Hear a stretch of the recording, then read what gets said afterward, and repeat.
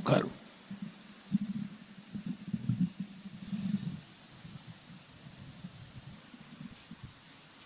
கர்த்தருடைய பரிசுத்த நாமத்துக்கு மகிமை உண்டாகட்டும். முதலாம் நாள் சுவிசேஷ கூட்டத்திலே தேவன் நம்மை கூட்டி சேர்த்திருக்கிறார். இந்த சுவிசேஷ கூட்டம்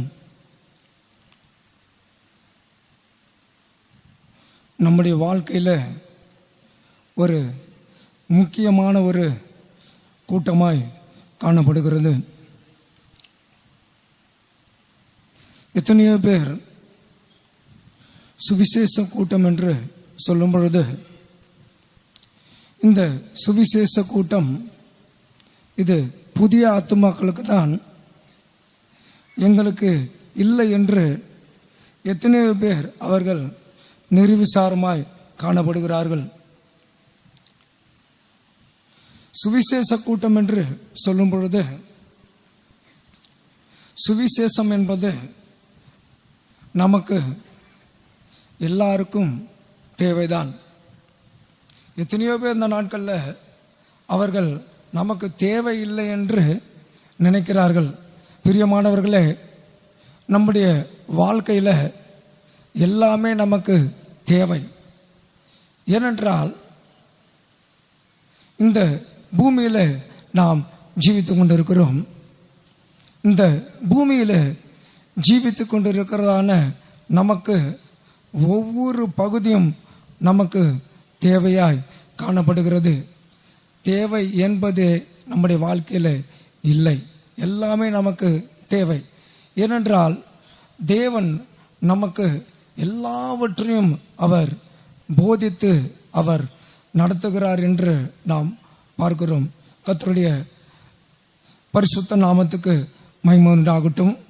நாம் வேதத்திலிருந்து ஒரு வசனத்தை வாசிப்போம்.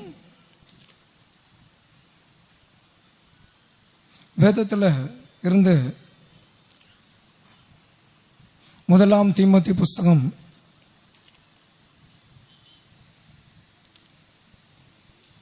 2ஆம் அதிகாரம் 4ஆம் வசனத்தை நாம் வாசிப்போம். எல்லா மனுஷரும் ரட்சிக்கப்படவும் சத்தியத்தை அறிகிற அறிவை அடையவும் அவர் சித்தமுள்ளவராயிருக்கிறார். கர்த்தருடைய பரிசுத்த நாமத்துக்கு மகிமை உண்டாகட்டும்.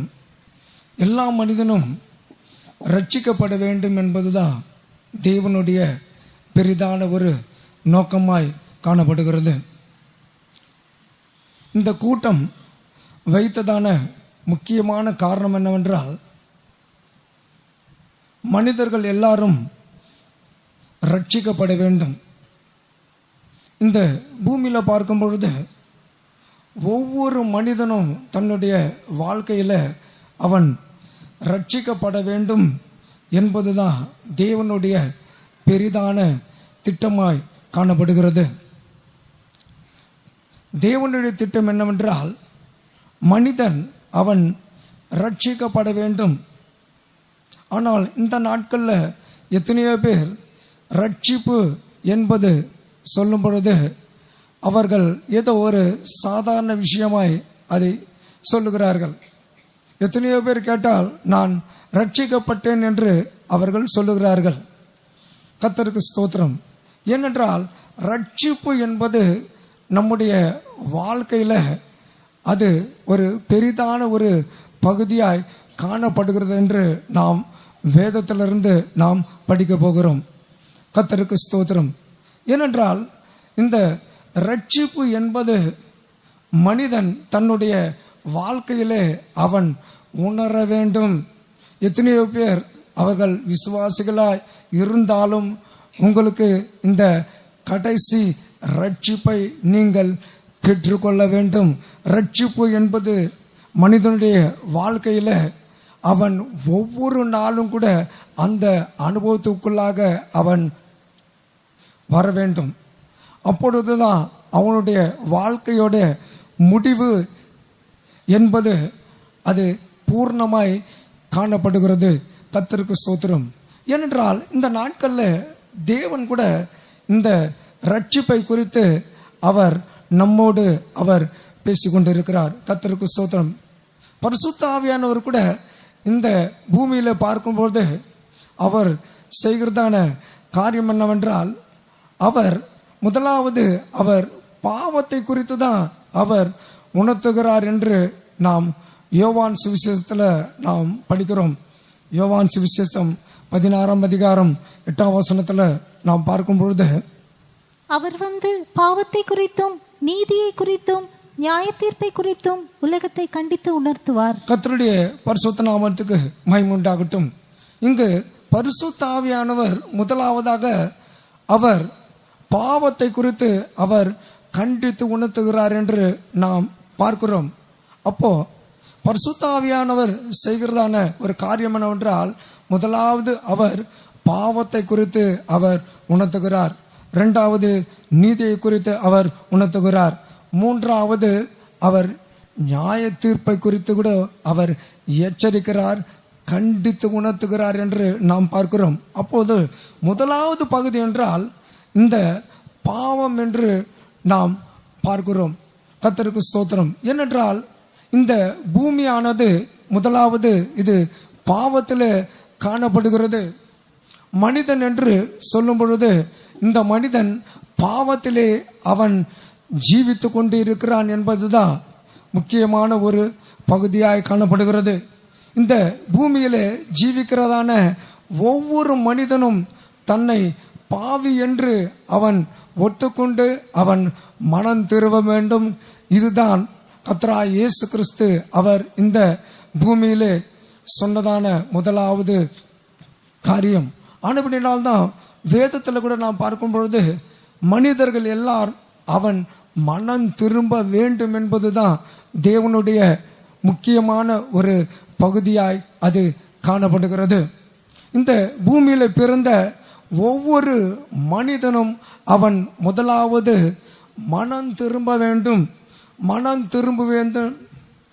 திரும்புதல் என்றால் மனிதனுடைய வாழ்க்கையில அவன் மரிக்கிற வரையும் அவன் மனம் திரும்பி திரும்பி திரும்பி அவன் ஜீவிக்க வேண்டும் என்பது தேவனுடைய பெரிதான திட்டமாய் காணப்படுகிறது.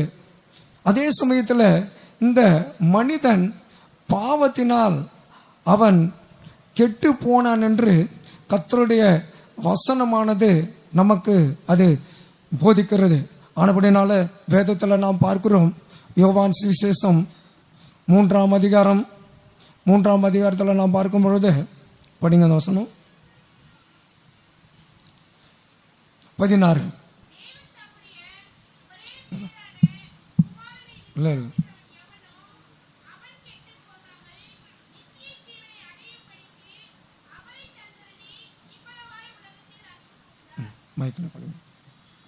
தேவன் தம்முடைய ஒரே பேரான குமாரனை விசுவாசிக்கிறவன் எவனோ அவன் கெட்டு போகாமல் நித்திய ஜீவனை அடையும்படிக்கு அவரை தந்தருளி இவ்வளவாய் உலகத்தில் அன்பு கூர்ந்தார். கர்த்தருடைய பரிசுத்த நாமத்துக்கு மகிமை உண்டாகட்டும்.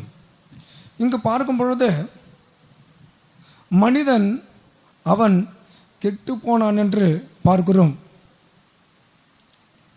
மனிதன் அவன் கெட்டு போன மனிதனை தான் கர்த்தராகிய இயேசு கிறிஸ்து அவர் மீட்கும்படியாக அவர் முதலாவது உலகத்துக்கு வந்தார் என்று நாம் பார்க்கிறோம்.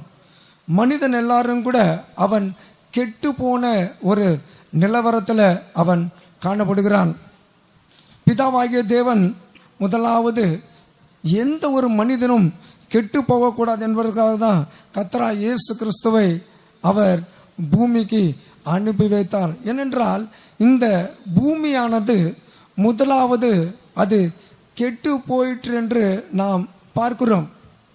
தேவன் இந்த வானத்தையும் பூமியும் அவர் உண்டாக்கினார். ஆனால் இந்த பூமியானது முதலாவது அது கெட்டு போனது என்று நாம் வேதத்தில் நாம் படிக்கிறோம். ஆதியாகமம் 1ஆம் அதிகாரம் 1ஆம் வசனமும் 2ஆம் வசனமும் நாம் படிப்போம். ஆதியிலே தேவன் வானத்தையும் பூமியையும் சிருஷ்டித்தார். பூமியானது ஒழுங்கின்மையும் வெறுமையுமாய் இருந்தது. ஆழத்தின் மேல் இருள் இருந்தது. தேவ ஆவியானவர் ஜலத்தின் மேல் அசைவாடி கொண்டிருந்தார். கர்த்தருடைய பரிசுத்த நாமத்துக்கு மகிமை உண்டாகட்டும்.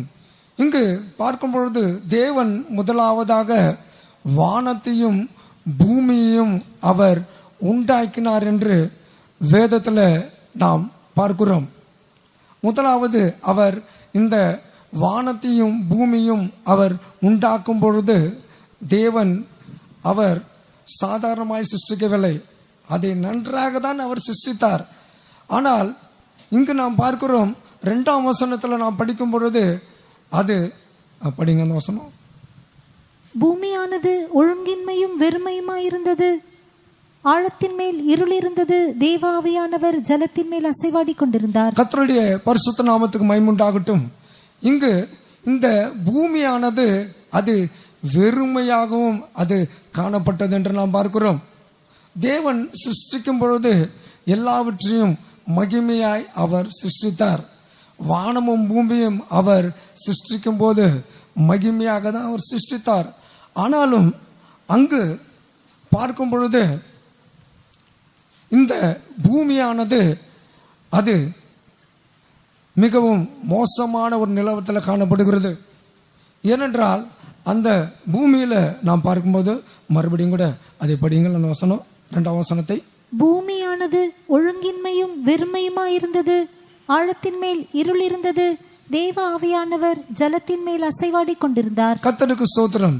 ஏனென்றால் இந்த பூமியானது அது வெறுமையாய் காணப்பட்டது என்று நாம் பார்க்கிறோம். கர்த்தருடைய பரிசுத்த நாமத்துக்கு ஸ்தோத்திரம். ஏனென்றால் இந்த பூமியை தேவன் உண்டாக்கும் பொழுது இந்த பூமியானது தேவன் நன்றாக தான் உண்டாக்கினார். ஆனால் அங்கு நாம் பார்க்கும்போது இருள் காணப்படுகிறது. இந்த பூமியானது இது வெறுமையாகவும் ஒழுங்கின்மையாகவும் இது மாற்றப்பட்டது என்று நாம் பார்க்கிறோம். ஏனென்றால் முதலாவது இந்த பூமியை தேவன் நன்றாக உண்டாக்கினார். ஆனால் பூமி அது கெட்டு போனது என்று நாம் பார்க்கிறோம். காரணம் என்னவென்றால் முதலாவது இந்த பூமி கெட்டு போக ஒரு காரணம் என்னவென்றால் விழுந்து போன தூதர்கள் அவர்கள் பாவம் செய்தபடினால, அவர்கள் பாவம் செய்து விழுந்தபடினால தான் இந்த பூமியானது இது கெட்டு போயிற்று என்று நாம் பார்க்கிறோம். நாம் வேதத்தில் நாம் பார்க்கும் பொழுது பேதுரு புஸ்தகத்தில் அதை குறித்து நாம் பார்க்கிறோம். இந்த தூதர்கள் இவர்கள் விழுந்து அவர்கள் பாவத்தில் காணப்பட்டார்கள் என்று நாம் படிக்கிறோம். அந்த வசனத்தை கூட நாம் படிப்போம். 2 பேதுரு 2:4. பாவம் செய்த தூதர்களை தேவன் தப்பவிடாமல் அந்தகார சங்கிலிகளினாலே கட்டி நரகத்திலே தள்ளி நியாய தீர்ப்புக்கு வைக்கப்பட்டவர்களாக ஒப்பு கொடுத்து. கர்த்தருக்கு ஸ்தோத்திரம். இங்கு விழுந்து போன தூதர்கள் என்று பார்க்கிறோம். தேவ தூதர்கள் விழுந்து போனபடினால்தான் இந்த பூமியானது அது இருளாய் காணப்பட்டது. தெலுங்குல அது சூன்யம் என்று பார்க்கிறோம். சூன்யம் என்றால் ஒன்றுமில்லாமல் போய்விட்டது என்று பார்க்கிறோம். கர்த்தருக்கு ஸ்தோத்திரம். பிரியமானவர்களே, விழுந்து போன தூதனால இந்த பூமி கெட்டு போயிற்று. முதலாவது தேவன் சிருஷ்டிக்கும் பொழுது நன்றாக தான் அவர் சிருஷ்டித்தார். ஆனால் தேவ தூதன் விழுந்து இந்த பூமியானது கெட்டு போய்விட்டது. இந்த கெட்டு போன பூமியை தான் மறுபடியும் தேவன் அவர் புதுப்பிக்கிறார் என்று நாம் ஆதியாகமத்தில் நாம் படிக்கிறோம். தேவன் இந்த பூமியை புதுப்பித்து அவர் மனிதனை உண்டாக்கினார் என்று நாம் பார்க்கிறோம். மனிதனை உண்டாக்கும் பொழுது கூட இந்த பூமியானது இது பாவத்தினால் நிறைந்து பிற்பாடாக தேவன் மனஸ்தாபப்படுகிற ஒரு நிலைமைக்கு வந்ததென்று நாம் ஆதியாகமும் 6ஆம் அதிகாரத்தில் நாம் படிக்கிறோம். அங்கு நாம் பார்க்கும்பொழுது தேவன் அங்கு மனஸ்தாபப்பட்டார். தேவன் மனஸ்தாபப்படுகிற அளவிற்கு இந்த பூமியானது அது கெட்டு போய்விட்டது. பாவத்தில் நிறைந்து அது காணப்பட்டதென்று நாம் ஆதியாகமம் 6ஆம் அதிகாரத்தில் நாம் படிக்கிறோம். படிங்க அந்த வசனம் 5:6. மனுஷனுடைய அக்கிரமம் பூமியிலே பெருகினது என்றும் அவன் இருதயத்தின் நினைவுகளின் தோற்றமெல்லாம் நித்தமும் பொல்லாததே என்றும் கர்த்தர் கண்டு தாம் பூமியிலே மனுஷனை உண்டாக்கினதற்காக கர்த்தர் மனஸ்தாபப்பட்டார். அது அவர் இருதயத்துக்கு விசனமாயிருந்தது. கர்த்தருடைய பரிசுத்த நாமத்துக்கு மகிமை உண்டாகட்டும். தேவன் அங்கு விசனப்பட்டார் என்று நாம் பார்க்கிறோம். அப்போ தேவனுடைய மனது எவ்வளோ விசனப்பட்டிருக்கும், எவ்வளோ துக்கப்பட்டிருக்கும். ஏனென்றால் மனிதனை உண்டாக்க தேவன் எவ்வளோ பிரயாசப்பட்டார். ஆனாலும் கூட தேவனுக்கு மனிதன் மேல் ஒரு துக்கம். ஏனென்றால் மனிதன் இந்த பூமியிலே அவன் பாவத்தில் காணப்படுகிறான். ஆனபடினால்தான் இந்த ஏதேம் தோட்டத்தில் நாம் பார்க்கும் பொழுது, ஏதேம் தோட்டத்தில் தேவன் வைத்த மனிதன் பாவம் செய்தபடினால் இந்த பூமி கூட இது சபிக்கப்பட்டு இது போய்விட்டது. முதலாவதாக தேவதூதனால் இந்த பூமியானது இது ஒழுங்கின்மையாய் இது மாறிவிட்டது. பிற்பாடாக மனிதன் செய்த பாவத்தின் நிமித்தம் இந்த பூமியானது இது வெறுமையாய் மாற்றப்பட்டதென்று நாம் பார்க்கிறோம். இப்படிப்பட்டதான ஒரு பூமியில தான் நாம் ஜீவித்து கொண்டிருக்கிறோம். ஆனபடினாலதான் தேவன் இதை பார்த்து அவர் மனஸ்தாபப்பட்டார். இப்படியாக தான் பூமியில பார்க்கும் பொழுது இந்த பூமியானது இது கெட்டு போய் கெட்டு போய் கெட்டு போய் கெட்டு போய் கெட்டு போய் கடைசியில இதற்கு ஒரு நியாய தீர்ப்பு இதற்கு உண்டென்று நாம் பார்க்கிறோம். ஏனென்றால் மனிதன் செய்கிற ஒவ்வொரு பாவத்தின் மூலமாக இந்த பூமியானது இது கெட்டு போனதென்று நாம் படிக்கிறோம். இந்த கெட்டு போனதான இந்த பூமியை கூட தேவன் சும்மா விடமாட்டார். கர்த்தருக்கு ஸ்தோத்திரம். ஆனபடினால்தான் முதலாவது நாம் பார்க்கும் பொழுது நோவா காலத்தில் முதலாவது ஒரு நியாய தீர்ப்பு வந்ததென்று நாம் பார்க்கிறோம். நோவா காலத்தில் வந்ததான நியாய தீர்ப்பு என்னவென்றால், தேவன் ஜலத்தினால இந்த பூமியை அழித்து போட்டார் என்று நாம் பார்க்கிறோம். ஏனென்றால் மனிதனுடைய பாவம் அக்கிரமம் பூமியிலே பெருகி போனபடினால தேவன் என்ன பண்ணார் என்றால் இந்த பூமியை அவர் அழித்து போட்டார். கர்த்தருக்கு ஸ்தோத்திரம். பூமி என்று சொன்னால் இந்த பூமியில் இருக்கிறதான இந்த உலகத்தை தேவன் என்ன பண்ணார், அவர் அழித்து போட்டார் என்று நாம் பார்க்கிறோம். கர்த்தருடைய பரிசுத்த நாமத்துக்கு மகிமை உண்டாகட்டும். ஏனென்றால் மனிதனுடைய பாவம் தான் இந்த நாட்கள்ல இந்த பூமி இந்த ஒரு நிலவரத்துக்கு இது உண்டானது என்று நாம் வேதத்தில் நாம் பார்க்கணும். ஆனபடினால வேதத்தில் கூட நாம் பார்க்கும் பொழுது 2 பேதுரு புஸ்தகம் 2ஆம் அதிகாரம் 5ஆம் வசனத்தையும் 6ஆம் வசனத்தையும் நாம் வாசிப்போம். பூர்வ உலகத்தையும் தப்பவிடாமல் நீதியை பிரசங்கித்தவனாகிய நோவா முதலான 8 பேரை காப்பாற்றி அவபக்தியுள்ளவர்கள் நிறைந்த உலகத்தின் மேல் ஜலப்பிரளயத்தை வரப்பண்ணி சோதோம் கொமோரா என்னும் பட்டணங்களையும் சாம்பலாக்கி கவிழ்த்து போட்டு ஆக்கினைக்குள்ளாக தீர்த்து பிற்காலத்திலே அவபக்தியாய் நடப்பவர்களுக்கு அவைகளை திருஷ்டாந்தமாக வைத்து. கர்த்தருடைய பரிசுத்த நாமத்துக்கு மகிமை உண்டாகட்டும். முதலாவதாக இந்த நோவா நாட்களில் பார்க்கும் பொழுது இந்த பூமியிலே மனிதனுடைய பாவம் பெருகி போனபடினால தேவன் முதலாவதாக அதை அழித்தார் என்று நாம் பார்க்கிறோம். சொல்ல போனால் இந்த பூமியை தேவன் ஒவ்வொரு பகுதியாக அவர் ரீமாடல் செய்கிறார். ரீமாடல் செய்து செய்து செய்து கடைசியில் இந்த பூமியை தேவன் என்ன பண்ண போகிறார், அக்கினிக்கு இது இரையாக அவர் வைத்திருக்கிறார். ஆனபடினால்தான் பிரியமானவர்களே, இந்த பூமியில பார்க்கும் பொழுது பாவம் பெருகி கொண்டே போகிறது. நோவா காலத்திலும் அப்படியாக பூமியிலே பாவம் பெருகிற்று, லோத்தின் காலத்திலும் பெருகிற்று. ஆனபடினால்தான் வேதத்தில் நாம் பார்க்கிறோம், மனுஷகுமாரன் வரும் காலத்தில் இந்த பூமியில பாவமானது பெருகும். நோவா காலத்தில் நடந்தது போல மனுஷகுமாரன் வரும் காலத்தில் நடக்கும். லோத்து காலத்தில் நடந்தது போல மனுஷகுமாரன் வருங்காலத்தில் நடக்கும். ஏனென்றால் இந்த காலத்தில் மனிதர்கள் பாவம் செய்து தேவனுக்கு அவர் தூணமாய் போனார்கள் என்று பார்க்கிறோம். ஆனபடினால நோவான் நாட்கள் நடந்ததான பாவம், லோத்தின் காலத்தில் நடந்ததான பாவம் இந்த பூமியிலே ஒவ்வொரு நாளும் இது பெருகி கொண்டே போய்கொண்டிருக்கிறது. பெருகி பெருகி பெருகி இந்த நாட்களில் பாவத்தின் ஒரு உச்சத்தில் நாம் வந்திருக்கிறோம். பிரியமானவர்களே, நாம் வந்ததான இந்த நாட்கள் சாதாரண ஒரு நாட்கள் அல்ல. நாம் வந்ததான நாட்கள் கடைசி நாட்கள் என்று நாம் பார்க்கிறோம். கடைசி நாட்கள்ல தான் நாம் வந்திருக்கிறோம்.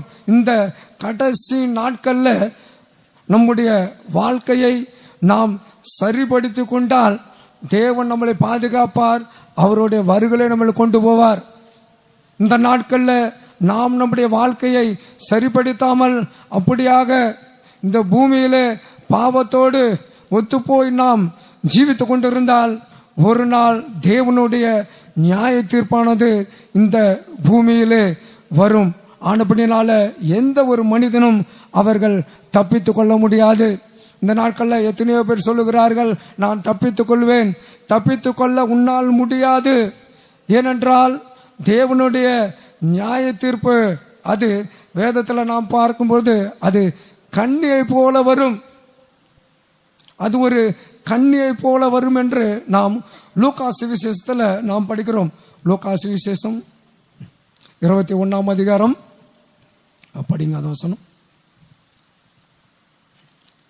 லூக்கா சுவிசேஷம் 21 அதிகாரம்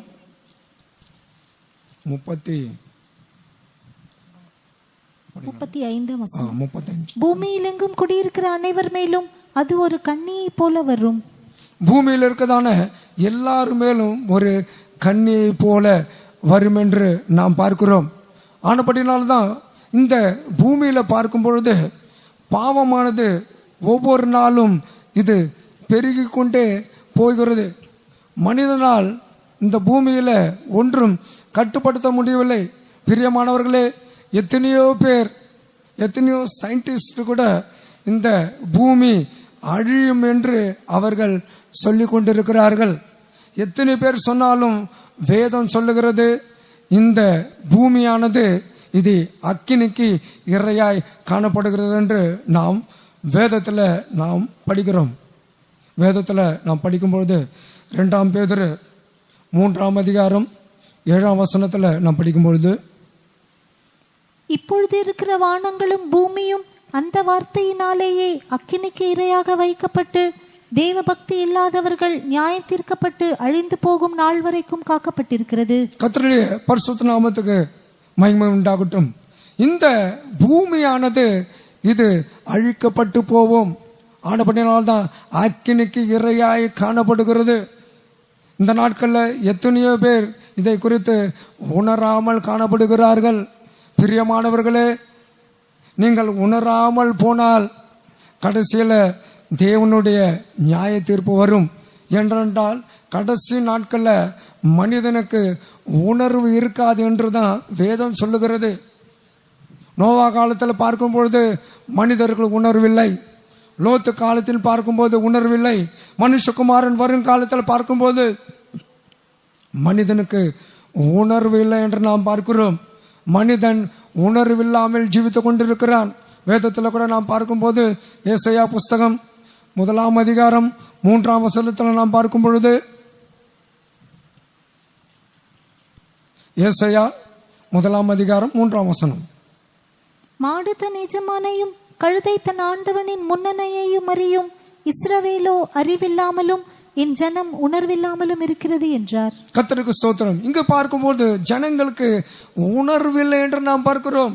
நோவா காலத்தில் கூட பார்க்கும்பொழுது ஜனங்களுக்கு உணர்வில்லை. இந்த நாட்களில் நான் பார்க்கும் பொழுது எத்தனையோ பேருக்கு உணர்வில்லாத ஒரு வாழ்க்கையை அவர் செய்து கொண்டிருக்கிறார்கள். எத்தனையோ விசுவாசிகள் கூட இந்த நாட்களில் உணர்வில்லாமல் காணப்படுகிறார்கள். பிரியமானவர்களே, உலகத்தில் உள்ளவர்கள் அல்ல, தேவனை அறிந்து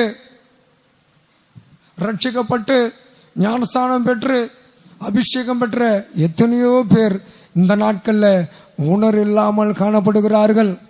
வாழ்க்கையில பார்க்கும்போது எந்த ஒரு உணர்வு இல்லை. இந்த பூமியிலே பாவம் பெருகிக்கொண்டே போயிருக்கிறது.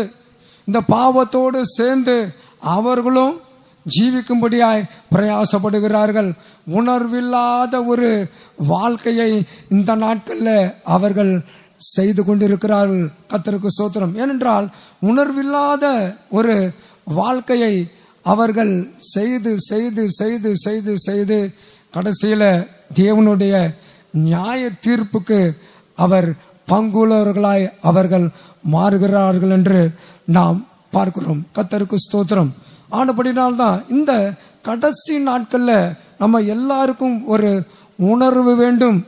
உணர்வு இல்லாத ஒரு வாழ்க்கை தான் இந்த நாட்கள்ல காணப்படுகிறது. எத்தனையோ பேர் அவர்கள் நிர்விசாரமாய் ஜீவித்துக் கொண்டிருக்கிறார்கள். அனலும் இல்லாமல் குளிரும் இல்லாத ஒரு வாழ்க்கையை அவர்கள் செய்து கொண்டிருக்கிறார்கள். கர்த்தருக்கு ஸ்தோத்திரம். ஏனென்றால் இந்த நாட்கள்ல இப்படிப்பட்டதான அனலும் இல்லாத குளிரும் இல்லாத ஒரு ஜீவியத்தை நாம் செய்து கொண்டிருந்தால் நம்முடைய தேவன் வரும்போது அவரை நாம் சந்திக்க முடியாது. கர்த்தருக்கு ஸ்தோத்திரம். ஏனென்றால் மனிதன் என்று சொல்லும் பொழுது இந்த மனிதனுடைய வாழ்க்கையில முதலாவது அவன் உணர வேண்டும் என்று நாம் பார்க்கிறோம். முதலாவது யார் உணர வேண்டும்? வேதத்தில் நாம் பார்க்கிறோம். முதலாவது ராஜா தான் உணர வேண்டும் என்று நாம் பார்க்கிறோம். யோனா புஸ்தகம் 3ஆம் அதிகாரத்தில் நாம் பார்க்கும்போது அங்கு அந்த ராஜா அவன் படிங்கள். யோனா புஸ்தகத்துல நாம் படிக்கும்போது 6ஆம் வசனம். இந்த செய்தி நினிவேயின் ராஜாவுக்கு எட்டின போது அவன் தன் சிங்காசனத்தை விட்டு எழுந்து தான் உடுத்தி இருந்த உடுப்பை கழற்றி போட்டு ரெட்டை உடுத்தி கொண்டு சாம்பலிலே உட்கார்ந்தான். கர்த்தருக்கு ஸ்தோத்திரம். இங்கு ராஜா முதலாவதாக அவன் மனம் திரும்பினார் என்று நாம் பார்க்கிறோம். இந்த நினைவே ராஜா அவன் சிங்காசனத்தில் இருந்தான். சிங்காசனத்தில் இருந்த அந்த ராஜா அவன் மறுபடியும் படிங்க அந்த வசனத்தை. இந்த செய்தி நினிவேயின் ராஜாவுக்கு எட்டின போது அவன் தன் சிங்காசனத்தை விட்டு எழுந்து தான் உடுத்தி இருந்த உடுப்பை கழற்றி போட்டு ரெட்டை உடுத்தி கொண்டு சாம்பலிலே உட்கார்ந்தான். கர்த்தருடைய பரிசுத்த நாமத்துக்கு ஸ்தோத்திரம். இந்த ராஜா என்ன பண்ணுகிறான் என்றால் அவன் சிங்காசனத்திலிருந்து இறங்கி அவன் சாம்பலுக்குள்ளாக வந்தான். ஏனென்றால் ராஜா என்று சொல்லும் பொழுது இந்த ராஜா தான் அபிஷேகம் பண்ணப்பட்டவன். ராஜா என்று சொல்லும் பொழுது அவன் அபிஷேகம் பண்ணப்பட்டவன். அபிஷேகம் பண்ணப்பட்ட ராஜா அவனுக்கு ஒரு சிங்காசனம் உண்டு, அவனுக்கு ஒரு மகிமை உண்டு. இந்த மகிமை உள்ள ராஜா என்ன பண்ணான் என்றால் அவன் தன்னை தாழ்த்துகிறான்.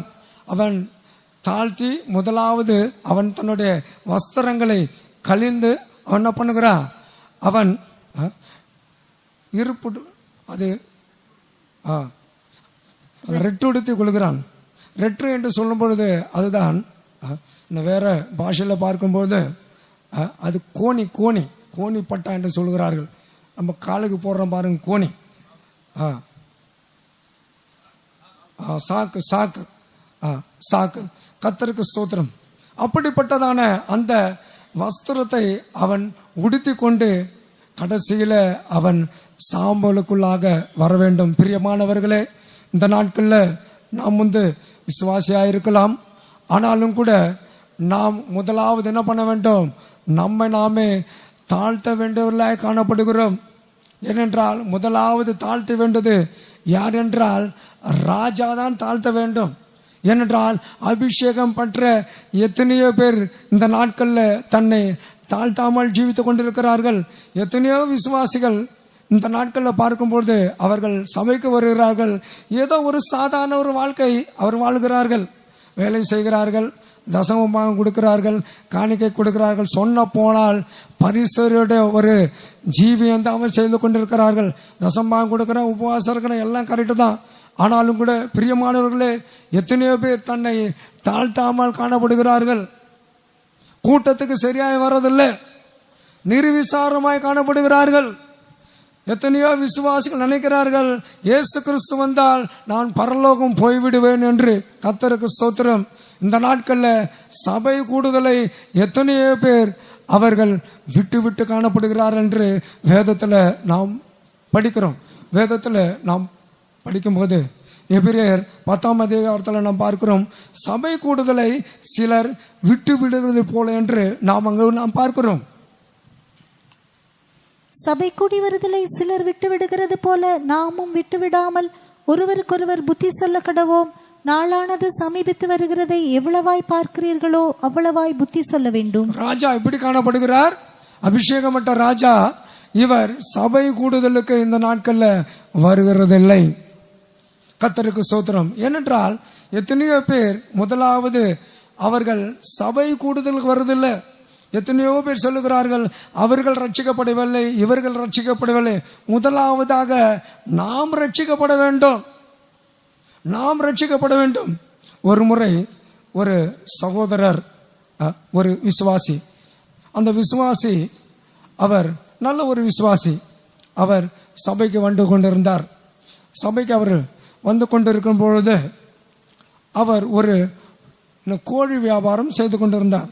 இந்த கோழிகளை வளர்த்து அவர் வியாபாரம் செய்து கொண்டிருந்தார். அவர் வியாபாரம் செய்து கொண்டிருக்கும் பொழுது இந்த பிசினஸ் நல்ல டெவலப் ஆகிவிட்டது. அவர் எல்லா கூட்டத்துக்கும் வருவார். புதன்கிழமை கூட்டத்துக்கு வருவார், சனிக்கிழமை கூட்டத்துக்கு வருவார், ஞாயிற்றுக்கிழமை கூட்டத்துக்கு வருவார். பாஸ்டர் சொன்ன உடனே வருவார். பிற்பாடாக பார்க்கும் பொழுது பிசினஸ் நல்லா டெவலப் ஆகிவிட்டது. டெவலப் ஆகி லாஸ்ட்ல பைபிள் ஸ்டடி கட், டேரி meeting cut, Sunday service cut. லாஸ்ட்ல இவர் சபையில இவரே கட் ஆகிவிட்டார். பாஸ்டர் பார்த்து கொண்டு இருக்கிறார், எங்கே அந்த சகோதரன் பார்க்கும்போது இவர் டெவலப் ஆகிவிட்டார், பூமி பிரகாரமாய் டெவலப் ஆகிவிட்டார். ஆனால் பார்க்கும் பொழுது ஆவிக்குரிய வாழ்க்கையில ஒன்றுமில்லாமல் அவர் காணப்படுகிறார். இதே நிலவத்தில் இருந்தார். ஒரு நாள் சபையில் உட்கார்ந்து கொண்டிருந்தார். பாஸ்டருக்கு ரொம்ப ஆச்சரியம். பார்க்கும் பொழுது இந்த மனிதன் எப்போது பார்த்தாலும் பிஸியா இருப்பாரு. பிஸியா இருந்த மனிதன் இப்போது உட்கார்ந்து கொண்டு இருக்கிறார். கேட்டார், சகோதரன் என்ன ஆகிவிட்டது? பாஸ்டர், எல்லாம் முடிந்தது, கோழி பிசினஸ் க்ளோஸ் ஆகிவிட்டது, கோடி எல்லாம் மரித்து போய் பிசினஸ் லாஸ். இப்போ அவர் எங்க காணப்படுகிறார்? அப்போ சபையில காணப்படுகிறார். இந்நாட்களில் எத்தனையோ விசுவாசிகள் இப்படிதான். அவர்கள் தன்னுடைய சொந்த வேலைக்காக படிப்பு, பட்டம், பணம் என்று சொல்லி ஆவிக்குரிய வாழ்க்கையை அவர்கள் விட்டு கொண்டு இருக்கிறார்கள். பிரியமானவர்களே, இந்த பூமியில எல்லாவற்றையும் நாம் சம்பாதித்து விடலாம், ஆனால் பரலோகத்தை நாம் சம்பாதிக்க முடியாது. பரலோகத்தை நாம் சம்பாதிக்க வேண்டுமானால் இந்த பூமியிலே நாம் எல்லாவற்றையும் விட வேண்டும். எத்தனையோ பேர் நினைக்கிறார்கள், சபைக்கு வந்தால் போதும், தசம்பாகங்கள் கொடுத்தால் போதும், நான் பரலோகத்துக்கு போய்விடுவேன் என்று. பரலோகத்துக்கு போக வேண்டியது என்பது சாதாரண ஒரு விஷயம் அல்ல. நிறைய பேர் சொல்கிறார்கள், எருசலேம் போய்விடுவேன். கர்த்தருக்கு ஸ்தோத்திரம். எருசலேம் என்று சாதாரண ஒரு விஷயம் அல்ல. எருசலேமுக்கு என்ன தேவை? அதுக்கு ஏற்றதான ஒரு ஜீவியம் கூட தேவை. கர்த்தருக்கு ஸ்தோத்திரம். அதுக்கேற்றதான ஒரு ஜீவியம் இருந்தால்தான் நாம் அந்த எருசலேமுக்குள்ளாக நாம் போக முடியும். சாதாரண ஒரு அனுபவத்தோடு நாம் அந்த எருசலேமுக்குள்ளாக நாம் போக முடியாது. எந்த கூட்டத்துக்கு வராமல் பரலோகம் எப்படி போக முடியும்? எத்தனையோ பேர் சொல்லுகிறார்கள், அவர்கள் ரட்சிக்கப்படவில்லை, இவர்கள் ரட்சிக்கப்படவில்லை. கர்த்தருக்கு ஸ்தோத்திரம். முதலாவது நாம் ரட்சிக்கப்பட வேண்டும்.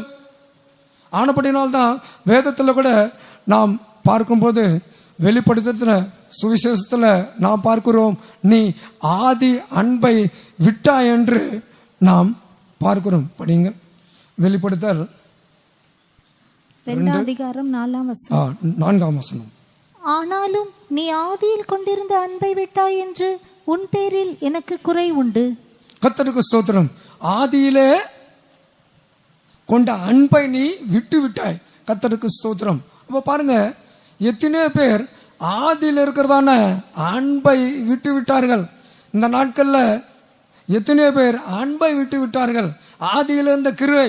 எத்தனையோ பேர் சொல்லுகிறார், ஒரு காலத்துல நான் இப்படி இருந்தேன், ஒரு காலத்துல ஒரு காலத்தில் இருந்தது கரெக்டு தான். ஆனால் இப்பொழுது இந்த காலத்தில் நாம் எப்படி காணப்படுகிறோம்?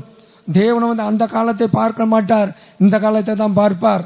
கர்த்தருக்கு ஸ்தோத்திரம். உதாரணமாக ஒரு நியூஸ் பேப்பர் வருகிறது. ஒரு நியூஸ் பேப்பர் வந்த பிற்பாடு இன்று நாம் படிக்கிறோம். படித்த பிற்பாடு மறுபடியும் நாம் என்ன பண்ணுகிறோம்? தூக்கி போடுகிறோம். மறுபடியும் மறுநாள் இன்னொரு நியூஸ், மறுநாள் இன்னொரு நியூஸ். அதே பேப்பரை வச்சு மாதம் ஃபுல்லாக படிப்போமா? ஒரே பேப்பரை வச்சு மாதம் ஃபுல்லாக நம்ம படிப்போமா? நியூஸ் பேப்பரே நம்ம படிக்கிறதில்ல. கர்த்தருக்கு ஸ்தோத்திரம். அதே போல நம்முடைய வாழ்க்கையில கூட எத்தனையோ பேர் அவர் என்ன பண்ணுகிறார்கள்? இப்படியாக தன்னுடைய வாழ்க்கையை ஓட்டி கொண்டிருக்கிறார். பரவாயில்ல, கூட்டத்துக்கு அடுத்த வாரம் போலாம், நாளைக்கு போலாம், இப்படி சொல்லி கொண்டிருக்கிறார்கள். கர்த்தருக்கு ஸ்தோத்திரம். பிரியமானவர்களே, முதலாவது இந்த ராஜா தான் என்ன பண்ண வேண்டும்? அவன் மனம் திரும்ப வேண்டும். அப்போ ஆதியில் இருந்த அந்த விசுவாசத்தை நீ விட்டாய். நம்ம மறுபடியும் அந்த வசனத்தை படிங்க. ஆனாலும் நீ ஆதியில் கொண்டிருந்த அன்பை விட்டாய் என்று உன் பேரில் எனக்கு குறை உண்டு. கர்த்தருக்கு ஸ்தோத்திரம். ஆதியில் இருந்த அன்பை விட்டாய். ஆனபடி கீழே படிக்கும் பொழுது, ஆகையால் நீ இன்ன நிலைமையிலிருந்து விழுந்தாய் என்பதை நினைத்து மனம் திரும்பி ஆதியில் செய்த கிரியைகளை செய்வாயாக. இல்லாவிட்டால் நான் சீக்கிரமாய் உன்னிடத்தில் வந்து நீ மனம் திரும்பாத பட்சத்தில் உன் விளக்கு தண்டை அதனிடத்தில் நின்று நீக்கி விடுவேன். கர்த்தருடைய பரிசுத்த நாமத்துக்கு மகிமை உண்டாகட்டும். நான் உன் மத்தியிலே வந்து விளக்கு தண்டை எடுத்து போடுவேன். ஏனென்றால் ஆதியில இருந்த அன்பை நீ விட்டாய். ஆனபடியால் வேதம் என்ன சொல்லுகிறது?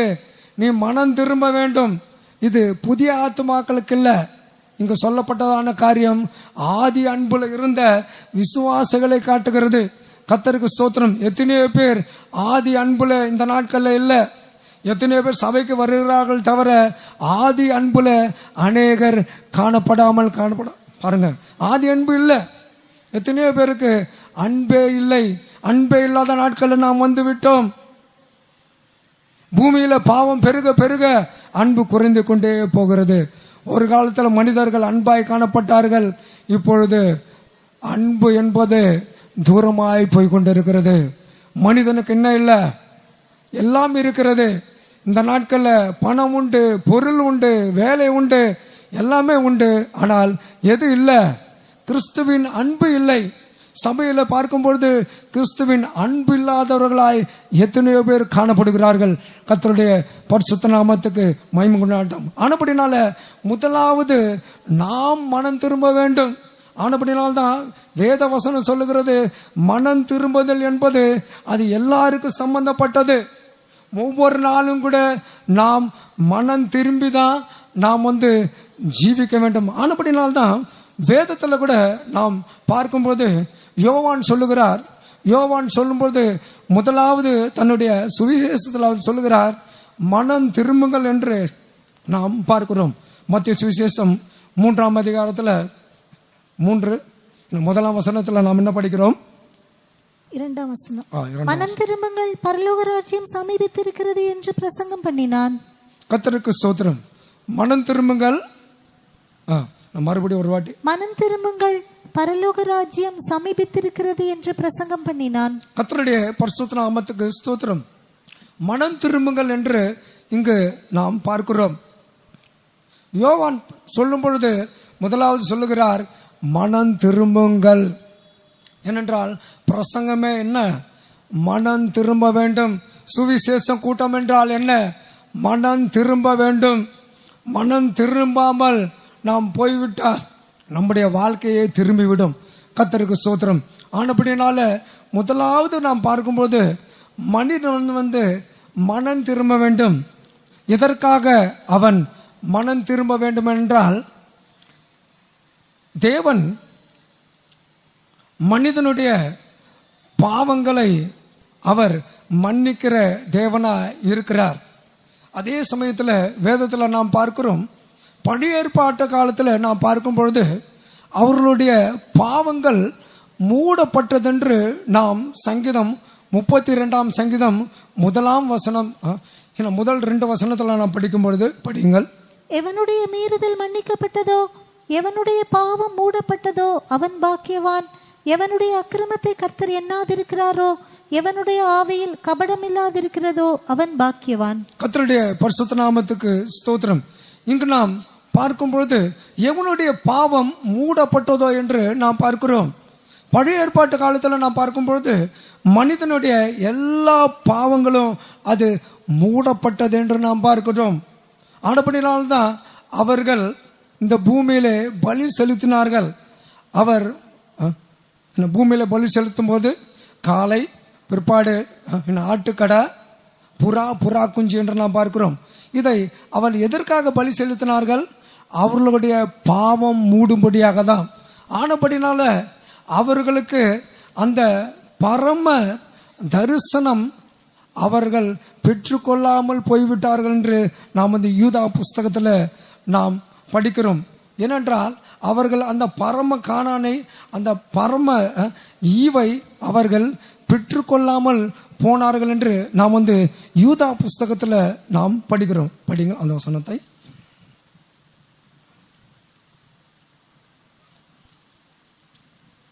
யூதா புஸ்தகத்தில் நாம் பார்க்கும்பொழுது அவர்கள் அந்த பரம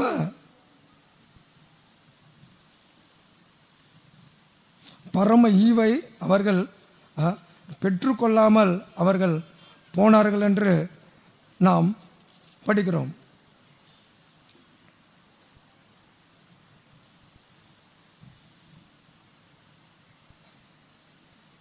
யூதா புஸ்தகம்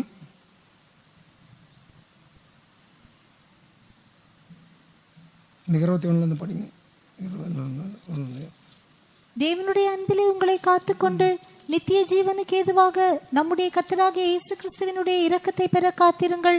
அல்லாமலும் நீங்கள் பகுத்தறிவுள்ளவர்களாயிருந்து சிலருக்கு இரக்கம் பாராட்டி சிலரை அக்கினியிலிருந்து இழுத்துவிட்டு பயத்தோடு ரட்சித்து மாம்சத்தால் கரைப்பட்டிருக்கிற வஸ்திரத்தையும் வெறுத்து தள்ளுங்கள். வழுவாதபடி உங்களை காக்கவும் தமது மகிமையுள்ள சன்னிதானத்திலே மிகுந்த மகிழ்ச்சியோட உங்களை மாசற்றவர்களாய் நிறுத்தவும் வல்லமை உள்ளவரும் தாம் ஒருவரே ஞானமுள்ளவருமாகிய நம்முடைய இரட்சகரான தேவனுக்கு கனமும் மகத்துவமும் வல்லமையும் அதிகாரமும் இப்பொழுதும் எப்பொழுதும் உண்டாவதாக. ஆமேன். ஏனென்றால் அவர்கள் இந்த பரம ஈவை அவர்கள் விட்டுவிட்டார்கள் என்று நாம் பார்க்கிறோம். கர்த்தருக்கு ஸ்தோத்திரம்.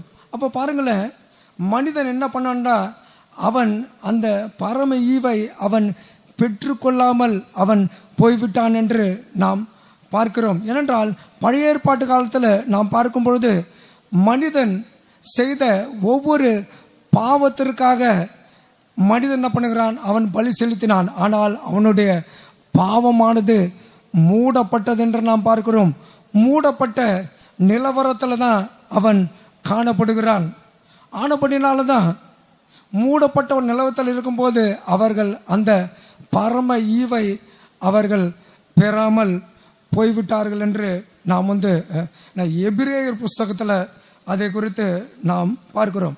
எபிரேயரில் நாம் பார்க்கும்போது அந்த பரம ஈவை அவர்கள் பெற்றுக்கொள்ளாமல் போனார்கள்.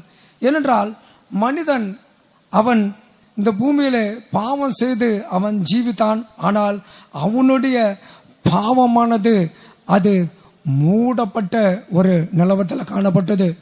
ஆனப்படினால்தான் பழைய ஏற்பாடு காலத்தில் அவர்கள் பாவங்கள் மன்னிக்கப்படவில்லை, அவங்களுடைய பாவங்கள் மூடப்பட்டது. கர்த்தருக்கு ஸ்தோத்திரம். ஆனால் கர்த்தராகிய இயேசு கிறிஸ்து மூலியமாக தான் கர்த்தராகிய இயேசு கிறிஸ்து என்ன பண்ணார், மனிதனுடைய எல்லா பாவங்களை அவர் மன்னித்தார் என்று நாம் வேதத்தில் நாம் படிக்கிறோம். ஆனபடினால்தான் கர்த்தராகிய இயேசு கிறிஸ்துவுடைய இரத்தம் சகல பாவங்களை நீக்கி அது நம்மை சுத்திகரிக்கிறது என்று நாம் படிக்கிறோம். நாம் 1 யோவான்ல படிக்கும்போது 1 யோவான் 1 அதிகாரம் 7 வசனத்தையும் 9 வசனத்தையும் நாம் படிப்போம். அவர் ஒளியில் இருக்கிறது போல நாமும் ஒளியிலே நடந்தால் ஒருவரோடொருவர் ஐக்கியப்பட்டிருப்போம். அவருடைய குமாரனாகிய இயேசு கிறிஸ்துவின் இரத்தம் சகல பாவங்களையும் நீக்கி நம்மை சுத்திகரிக்கும். நம்முடைய பாவங்களை நாம் அறிக்கையிட்டால் பாவங்களை நமக்கு மன்னித்து எல்லா அநியாயத்தையும் நீக்கி நம்மை சுத்திகரிப்பதற்கு அவர் உண்மையும் நீதியும் உள்ளவராயிருக்கிறார். கர்த்தருடைய பரிசுத்த நாமத்துக்கு மகிமை உண்டாகட்டும். இங்கு மனிதனுடைய எல்லா பாவங்களையும் அவர் மன்னிக்கிற ஒரு தேவனாய் இருக்கிறார். பழைய ஏற்பாட்டு காலத்தில் அவளுடைய பாவங்கள் மன்னிக்கப்படவில்லை, மூடப்பட்டது. ஆனால் கர்த்தராகிய இயேசு கிறிஸ்து நமக்காக அவர் கல்வாரி சிலுவையில் அவர் மரித்து நம்முடைய எல்லா பாவங்களையும் அவர் மன்னித்திருக்கிறார் என்று நாம் பார்க்கணும். ஆனபடினால்தான் கர்த்தராகிய இயேசு கிறிஸ்துவுடைய ரத்தம் சகல பாவங்களை நீக்கி நம்ம என்ன பண்ணுகிறது, சுத்திகரிக்கிறது. அப்போ இந்த ரத்தம் என்ன பண்ணுகிறது, நம்மை மன்னிக்கிறது என்று நாம் பார்க்கிறோம். ஆனபடினால்தான் இந்த பூமியில் இருக்கிறதான எல்லா மனிதனுடைய பாவங்களை கர்த்தராகிய இயேசு கிறிஸ்து அவர் மன்னித்திருக்கிறார். இதை ஒவ்வொரு மனிதனும் கூட உணர வேண்டும். ஆனபடினால்தான் மனிதன் முதலாவதாக அவன் மனம் திரும்ப வேண்டும் என்று நாம் வேதத்தில் நாம் படிக்கிறோம். மனிதர்கள் எல்லாம் முதலாவது அவன் மனம் திரும்ப வேண்டும். மனம் திரும்பும் பொழுதுதான் தேவன் என்ன பண்ணுகிறார், மனிதனுடைய எல்லா பாவங்களையும் அவர் மன்னிக்கிறார். வேதத்தில் நாம் பார்க்கும்போது அப்போஸ்தலருடைய புஸ்தகத்தில் நாம் பார்க்கிறோம், அங்க பேதுரு பிரசங்கம் பண்ணும்போது எத்தனையோ பேர்கள் அவர்கள் இருதயத்தில் குத்தப்பட்டவர்களாய் காணப்படுகிறார்கள். இருதயத்தில் குத்தப்பட்டு நாங்கள் என்ன செய்ய வேண்டும் என்று நாம் என்ன படிங்க அந்த வசனத்தை, அப்போஸ்தலர் புஸ்தகம் 2:37. இதை அவர்கள் கேட்டபொழுது இருதயத்திலே குத்தப்பட்டவர்களாகி பேதுருவையும் மற்ற அப்போஸ்தலரையும் பார்த்து, சகோதரரே, நாங்கள் என்ன செய்ய வேண்டும் என்றார்கள். பேதுரு அவர்களை நோக்கி, நீங்கள் மனம் திரும்பி ஒவ்வொருவரும் பாவ மன்னிப்புக்கென்று இயேசு கிறிஸ்துவின் நாமத்தினாலே ஞானஸ்நானம் பெற்றுக் கொள்ளுங்கள், அப்பொழுது பரிசுத்த ஆவியின் வரத்தை பெறுவீர்கள். கர்த்தருடைய பரிசுத்த நாமத்துக்கு மகிமை உண்டாகட்டும். இங்கு பார்க்கும் பொழுது பேதுரு பிரசங்கம் பண்ணும்போது அங்கு 3000 பேர் ரட்சிக்கப்பட்டார்கள். 3000 பேர் கர்த்தருடைய வார்த்தையை கேட்டார்கள். முதலாவது மனம் திரும்ப வேண்டும் என்று. கர்த்தருக்கு ஸ்தோத்திரம். இந்த நாட்களில் நாம் எப்படியாக காணப்படுகிறோம்? எத்தனையோ பேருக்கு இந்த நாட்களில் மனம் திரும்புதல் இல்லை. எத்தனையோ கிறிஸ்தவர்கள் சொல்லுகிறார்கள், நாங்கள் சர்ச்சுக்கு போகிறோம், நாங்கள் ஜெபம் பண்ணுகிறோம், வேதத்தை வாசிக்கிறோம், சாப்பிடுகிறோம், தூங்குகிறோம். கர்த்தருக்கு ஸ்தோத்திரம். இங்கு பார்க்கும் பொழுது எத்தனையோ பேர் இப்படிதான் சொல்லிக் கொண்டிருக்கிறார்கள். ஒரு முறை ஒரு தாய் அவர்கள் டெய்லியும் 50 அதிகாரம் படிப்பார்கள். 50 அதிகாரம் நல்ல ஜெபம் பண்ணுவாங்க. ஒரு முறை நான் ஒரு இடத்துல ஊழியம் செய்யும்போது பக்கத்து வீடு தான். ஒரு முறை நான் பார்த்தேன், அவங்க பைபிள் படிப்பாங்க, ஜெபம் பண்ணுவாங்க, ஆனால் சர்ச்சுக்கு மாத்திரம் போக மாட்டாங்க. என்னைக்குன்னா ஒரு நாள் சர்ச் என்றால் இந்த நாட்களில் கிறிஸ்மஸ், நியூ இயர், ஈஸ்டர் அதோடு முடிந்து விட்டது. கர்த்தருக்கு ஸ்தோத்திரம். ஏனென்றால் எத்தனையோ பேர் கிறிஸ்தவர்கள் சொல்லுகிறார்கள், நாங்கள் சின்ன வயசிலிருந்தே கிறிஸ்தவர்கள், ஆனபடினால் எங்களுக்கு என்ன தேவையில்லை, ரட்சிப்பு எங்களுக்கு தேவையில்லை, பைபிள் படிக்கலாம், ஜெபம் பண்ணலாம், ஆனால் ரட்சிப்பு என்பது இல்லாவிட்டால் பிரயோஜனம் இல்லை என்று வேதம் சொல்லுகிறது. எத்தனையோ கிறிஸ்தவர்கள் இந்த நாட்களில் சொல்லுகிறார்கள், நாங்கள் சர்ச்சுக்கு போகிறோம், வேதத்தை வாசிக்கிறோம், ஆனால் எங்களுக்கு ரட்சிப்பு வேண்டாம் என்று சொல்லுகிறார்கள். பிரியமானவர்களே, ரட்சிப்பு என்பது நம்முடைய வாழ்க்கையில முக்கியமான ஒரு பகுதியாக இது காணப்படுகிறது. ரட்சிப்பு நமக்கு இல்லாவிட்டால் நாம் பரலோக ராஜ்யத்தில் போக முடியாது. எத்தனையோ கிறிஸ்தவர்கள் இந்த நாட்களில் ரட்சிப்பு இல்லை, ஆனால் சர்ச்சுக்கு போகிறார்கள். சர்ச்சுக்கு போனால் ஒருவரும் கூட பரலோகம் போக முடியாது. ஏனென்றால் சர்ச்சுக்கு போற எதற்கு? இந்த நாட்களில் சர்ச்சு என்று சொல்லும் பொழுது மிகவும் மோசமான ஒரு நிலவரத்தில் காணப்படுகிறது. எத்தனையோ பேர் சர்ச்சுக்கு எதுக்கு போனோம் என்றால், நல்ல ஆடை போட்டுக்கொண்டு போக வேண்டும். நான் நல்ல ஆடை போட்டேன், நீங்கள் நல்லா போட்டீங்களா? எத்தனையோ பேர் போகிறதுன்னா மியூசிக். இந்த நாட்களில் புதுசாக சபையில் டிஜே என்றதான மியூசிக்கை வைத்து எத்தனையோ ஊழியங்கள் நடக்கிறது. எத்தனையோ ஊழியத்துக்கு பார்க்கும்போது இந்த நாட்களில் அவர்கள் டான்ஸுக்காகவும் இதற்காகவும் சபைக்கு தான் போகிறாங்க, அங்கே டான்ஸ் ஆடுறாங்க. கர்த்தருக்கு ஸ்தோத்திரம். பிரியமானவர்களே, இதெல்லாம் நம்முடைய வாழ்க்கையில முடிவில் அது எங்க கொண்டு போய் விடும்? அது நித்திய நரகத்தில் கொண்டு போய் விடும். எத்தனையோ கிறிஸ்தவர்கள் இந்த நாட்களில் ரட்சிப்பு இல்லாமல் காணப்படுகிறார்கள், பாவ மன்னிப்பு இல்லாமல் காணப்படுகிறார்கள். பாவ மன்னிப்பு உனக்கு இல்லாவிட்டால் பரலோகம் போக முடியாது. முதலாவது அனுபவம் மனம் திரும்பி நீங்கள பண்ணுங்கள். மனம் திரும்பி தான் ஞானஸ்தானத்தை நாம் வந்து எடுக்க வேண்டும். எத்தனையோ பேர் மனம் திரும்பாமல் அவள் ஜீவித்துக் கொண்டிருக்கிறார்கள். ஆனபடியால் தான் யோவான் சொல்லுகிறார், விரியம் பாம்பு குட்டிகளே என்று சொல்லுகிறார். விரியம் பாம்பு குட்டிகளை எதுக்கு அவர் சொல்லுகிறார்? இந்த விரியன் என்ன பண்ணுன்னா, இந்த விரியனுடைய ஒரு சுபாவம் என்னவென்றால், விரியன் என்ன பண்ணும்?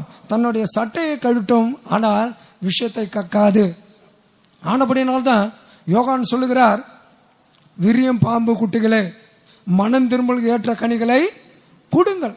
கர்த்தருக்கு ஸ்தோத்திரம். ஆனபடினால எத்தனையோ பேர் இந்த நாட்கள்ல பேர் கிறிஸ்தவங்களா இருக்கிறார்கள். நான் கிறிஸ்தவன், என்னோட பேர் எங்க இருக்கிறது? சர்ச்சில் லிஸ்ட்ல இருக்குது. கர்த்தருக்கு ஸ்தோத்திரம். அதுல ஒரு சந்தோஷம். நிறைய பேர் என் பேர் லிஸ்ட்ல இருக்குது. கர்த்தருக்கு ஸ்தோத்திரம். ஒருவேளை சர்ச்சி லிஸ்ட்ல பேர் இருக்கலாம், தவிர பரவலாக லிஸ்ட்ல நம்ம பேர் இல்லாவிட்டால் பிரியமானவர்களே பிரயோஜனம் உண்டு இல்லை. நம்முடைய பேர் எங்க எழுதப்பட வேண்டும்? ஜீவ புஸ்தகத்தில் காணப்பட வேண்டும். சர்ச்சில் உன் பேர் இருந்தா மாத்திரம் பத்தாது, ஜீவ புஸ்தகத்தில் உன்னுடைய பேர் இருக்க வேண்டும். ஜீவ புஸ்தகத்தில் உன்னுடைய பேர் இருக்க வேண்டுமானால் நீ என்ன செய்ய வேண்டும்? நீ முதலாவது மனம் திரும்ப வேண்டும். எத்தனையோ பேர் பாரம்பரியமாய் அவர்கள் கிறிஸ்தவர்களாக இருக்கிறார்கள், சபையை பிடித்து கொண்டு உட்கார்ந்து கொண்டிருக்கிறார்கள். சபை உன்னை பரலோகம் கொண்டு போகாது. ஆனபடினால்தான் வெளிப்படுத்தல நாம் பார்க்கும் போது அந்த ஸ்திரீ கைவிடப்பட்டாள் என்று நாம் பார்க்கிறோம். ஸ்திரீ என்பது சபையை காட்டுகிறது. அந்த ஸ்திரீ கைவிடப்பட்டு அவள் வனாந்தரத்துக்கு ஓடி போகிறாள். ஆனபடினால நீ போறதான சபை உன்னை பரலோகத்துக்கு கொண்டு போகாது. நீ சரியான விதத்தில் ரட்சிக்கப்பட்டு ஞானஸ்தானம் பெற்று பரிசுத்த ஆவியை அபிஷேகம் பெற்றால்தான் பரலோக ராஜ்யத்தில் அது கொண்டு போவோம். கர்த்தருக்கு ஸ்தோத்திரம். என்றால் இந்த நாட்களில் எத்தனையோ பேர் அவர்கள் இப்படியாக ஜீவித்துக் கொண்டிருக்கிறார்கள். ஏதோ எனக்கு நிறைய பேர் எனக்கு தாய் சபை, நாங்களாம் வர முடியாது, பெந்தகோசுக்கு வர முடியாது. வேதத்தில் நான் முதலாவது சபை பெந்தகோச சபை தான். நீங்க சரித்திரத்தில் பாருங்க, வேதத்திலும் பாருங்க, முதலாவது சபை பெந்தகோச சபை தான். பழைய சபை பெந்தகோச சபை தான். கர்த்தருக்கு ஸ்தோத்திரம். பெந்தகோச சபைக்கு பிற்பாடுதாங்க இந்த பூமியில எல்லா சபையும் உண்டாகிட்டு. ஹல்லேலூயா. பிரியமானவர்களே, பெந்தகோச சபைக்கு பிற்பாடுதான் வேதத்தில் நான் பார்க்கும்போது, சரித்திரத்தில் பார்க்கும்போது பெந்தகோசுக்கு பிற்பாடாக எல்லா சபை உருவாகிவிட்டது. ஆனால் இந்த நாட்களில் சொல்லுகிறார்கள் பெந்தகோஸ் சபை என்பது லேட்டஸ்டாகி வந்த சபை என்று சொல்லுகிறார்கள். பெந்தகோஸ் சபை என்பது லேட்டஸ்ட் சபை இல்ல. கர்த்தராகிய இயேசு கிறிஸ்து அவர் பரத்துக்கு போன பிற்பாடு இந்த பூமியில பரிசுத்த ஆவியின் மூலமாக ஏற்பட்ட சபைதான் பெந்தகோஸ் சபை என்று நாம் பார்க்கிறோம். கர்த்தருக்கு ஸ்தோத்திரம். ஆனபடினால முதலாவது மனம் திரும்ப வேண்டும். மனம் திரும்பாமல் நீ ஜீவித்துக் கொண்டே இருந்தால் ஒரு நாள் நீ துக்கப்பட வேண்டிய நாட்கள் வரும். எத்தனையோ பேர் இந்த பூமியிலே அவர்கள் என்ன பண்ணுகிறார்கள்? இந்த பூமியிலே அவர்கள் மனம் திரும்பாமல் காணப்படுகிறார்கள். ஆனபடினால்தான் வேதத்தில் கூட நாம் பார்க்கிறோம், அந்த லூக்கா சுவிசேஷத்தில் நாம் பார்க்கும் பொழுது அந்த ஐஸ்வர்யவான் என்ன பண்ணுகிறார்? அந்த ஐஸ்வர்யவான் அவர் பூமியில மனம் திரும்பவில்லை. லாசர் அவன் எப்படி காணப்படுகிறான்? அவன் இந்த லாசர் ஒரு சாதாரண ஒரு ஏழை. அவனுக்கு சரியான வஸ்திரம் இல்லை, சரியான ஒரு சாப்பாடு இல்லை, அவன் வியாதியாக கிடக்கிறான். ஆனால் இந்த ஐஸ்வர்யவான் ஒரு நாள் கூட என்ன பண்ணல, அந்த மனிதனை பார்த்து இரக்கம் படவில்லை. ஐயோ இந்த மனிதன் இப்படியாக இருக்கிறாரே என்று ஒரு நாள் கூட இரக்கம் காட்டவில்லை. அவன் என்ன பண்ணுகிறான்? சுகபோகமாய் ஜீவித்தான் என்று நாம் பார்க்கிறோம். சுகபோகமான வாழ்க்கை செய்து கொண்டிருந்தான். ஆனால் ஒரு நாள் மரித்தான். மரித்த பிற்பாடு அவன் எங்க போகிறான்? பாதாளத்துக்கு போகிறான். பாதாளத்துக்கு போன பிற்பாடு என்ன ஆகிவிட்டதுங்க? பாதாளத்தில் போய் தான் அப்பதான் தண்ணி கேட்கிறார், லாசரே தண்ணி ஊத்து. பூமியில இருக்கும்போது கேட்டாரா? பூமியில இருக்கும்போது லாசரே நீ சாப்பிட்டியா, லாசரே உனக்கு வஸ்திரம் இருக்குதா, லாசரே நீ மழையில நனைகிறாயே, ஒரு நாள் நான் கேட்டானா? கர்த்தருக்கு ஸ்தோத்திரம். ஒரு நாள் கூட கேட்கவில்லை. அந்த ஐஸ்வர்யவன் ஒரு நாள் கூட கேட்கல. ஆனா இவன் பாதாளத்துக்கு போன பிற்பாடு கேட்கிறான், ஐயோ எனக்கு தண்ணி ஊத்து. நீ போய் என்ன சொல்லு, என்னோட சகோதரர் இருக்கிறார்கள் அங்க போய் சொல்லு. கர்த்தருக்கு ஸ்தோத்திரம். ஆனா பூமியில இருக்கிற நாட்கள் இவன் என்ன செய்து கொண்டிருந்தா? எத்தனையோ பேர் பூமியில இருக்கிற நாட்கள்ல அவர்கள் ஜீவித்துக் கொண்டிருக்கிறார்கள், சுகபோகமாய் ஜீவித்துக் கொண்டிருக்கிறார்கள். ரட்சிப்புனா அவர்கள் கேர்லெஸ்ஸா இருக்கிறார்கள். சர்ச்சுனா கேர்லெஸ். சர்ச்சு என்று சொன்னால் இவர்களுடைய தேவைக்கு தான் தேவன். கர்த்தருக்கு ஸ்தோத்திரம். அப்படியாக ஆகிவிட்டது. இந்த பூமியில கூட பார்க்கும்போது எத்தனையோ பேருக்கு தங்களுடைய தேவைக்கு தான் தேவன். பிரியமானவர்களே, நம்முடைய தேவைக்கு அல்ல, நம்முடைய பரலோகத்துக்கு, அந்த நித்தியத்துக்கு நம்முடைய தேவன் நமக்கு தேவை. ஆனபடினால எந்த ஒரு மனிதனாக இருந்தாலும் சரி, இந்த நாட்கள்ல முதலாவது அவன் என்ன பண்ண வேண்டும்? அவன் மனம் திரும்ப வேண்டும். மனம் திரும்ப வேண்டுமானால் என்ன செய்ய வேண்டும்? தன்னுடைய பாவங்களை அவன் என்ன பண்ண வேண்டும்? அறிக்கை செய்ய வேண்டும். பாவங்களை அறிக்கை செய்ய வேண்டும். அறிக்கை செய்து அதை விட்டுவிட வேண்டும். நீதிமொழிகள் புஸ்தகம் 28ஆம் அதிகாரம் 13ஆம் வசனத்தில் நாம் படிக்கும் பொழுது, நீதிமொழிகள் 28:13, தன் பாவங்களை மறைக்கிறவன் வாழ்வடைய மாட்டான், அவைகளை அறிக்கை செய்து விட்டு விடுகிறவனோ இரக்கம் பெறுவான். கர்த்தருக்கு ஸ்தோத்திரம். தன்னுடைய பாவங்களை மறைக்கிறவன் வாழ்வடைய மாட்டான் என்று நாம் பார்க்கிறோம். எத்தனையோ பேர் இந்த நாட்கள்ல அவர்கள் தன்னுடைய பாவத்தை மூடி மூடி அவர்கள் ஜீவித்துக் கொண்டிருக்கிறார்கள். கர்த்தருக்கு ஸ்தோத்திரம். பிரியமானவர்களே, பாவத்தை முதலாவது என்ன பண்ண வேண்டும்? அறிக்கை செய்ய வேண்டும். எத்தனையோ பேர் சொல்லுகிறார்கள், நான் ரட்சிக்கப்பட்டு விட்டேன், என்னைக்கோ ரட்சிக்கப்பட்டேன், இப்போ நான் ஒரு பரிசுத்தவான் என்று. கர்த்தருக்கு ஸ்தோத்திரம். ஒவ்வொரு நாளும் நாம் என்ன பண்ண வேண்டும்? நம்முடைய பாவங்களுக்காக நாம் உணர வேண்டும். ஆனபடினால் தான் வேதத்தில் நாம் பார்க்கும்போது அந்த பரிசேயன் என்ன சொல்லுகிறான்? அந்த பரிசேயன் சொல்லும் பொழுது, இந்த மனிதனை போல இல்லாமல், படிங்க லூக்கா சுவிசேஷத்தில் நான் படிக்கும்போது 18ஆம் அதிகாரம் 10ஆம் வசனம். 2 மனுஷர் ஜெபம் பண்ணும்படி தேவாலயத்துக்கு போனார்கள். ஒருவன் பரிசேயன், மற்றவன் ஆயக்காரன். பரிசேயன் நின்று, தேவனே, நான் பரிகாரர், அநியாயக்காரர், விபசாரக்காரர் ஆகிய மற்ற மனுஷரை போலவும் இந்த ஆயக்காரனை போலவும் இராததினால் உம்மை ஸ்தோத்திரிக்கிறேன். வாரத்தில் 2 தரம் உபவாசிக்கிறேன். என் சம்பாத்தியத்தில் எல்லாம் தசமபாகம் செலுத்தி வருகிறேன் என்று தனக்குள்ளே ஜெபம் பண்ணினான். கர்த்தருக்கு ஸ்தோத்திரம். தனக்குள்ளே அவன் என்ன பண்ணுகிறான்? ஜெபம் பண்ணுகிறான். ஆனால் கீழே நாம் பார்க்கும்போது, ஆயக்காரன் தூரத்திலே நின்று தன் கண்களையும் வானத்துக்கு ஏறெடுக்க துணியாமல் தன் மார்பிலே அடித்துக்கொண்டு, தேவனே, பாவியாகிய என்மேல் கிருபையாயிரும் என்றான். அவன் அல்ல, இவனே நீதிமானாக்கப்பட்டவனாய் தன் வீட்டுக்கு திரும்பி போனான் என்று உங்களுக்கு சொல்லுகிறேன். ஏனெனில் தன்னை உயர்த்துகிறவன் எவனும் தாழ்த்தப்படுவான், தன்னை தாழ்த்துகிறவன் உயர்த்தப்படுவான் என்றார். இந்த ஆயக்காரன் என்ன பண்ணுகிறான்? தன்னை தாழ்த்துகிறான், பாவி என்று அவன் ஒத்துக்கொள்கிறான். ஆனா பரிசேயன் ஒரு நாள் கூட ஒத்துக்கொள்றதில்லை. ஏன்னா பரிசேயன் என்ன பண்ணுகிறார்? தசம்பாகம் கொடுக்கிறார். அவர் என்ன பண்ணுகிறார்? உபவாசம் இருக்கிறார். அது போதும்.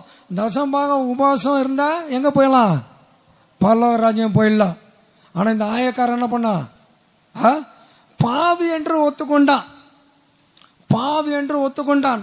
அதே போலதான் வேதத்தில் கூட நாம் பார்க்கிறோம். அந்த குமாரன், கெட்ட குமாரன் கூட ஒத்துக்கொள்கிறான். உமக்கு விரோதமாகவும் பரத்துக்கு விரோதமாகவும் நான் பாவம் செய்தேன் என்று அவன் ஒத்துக்கொள்கிறான். பிரியமானவரே, இந்த நாட்கள்ல நாம் நம்முடைய பாவங்களை ஒற்றுக்கொள்ள வேண்டும். எத்தனையோ பேர் என்ன பண்ணுகிறார்கள்?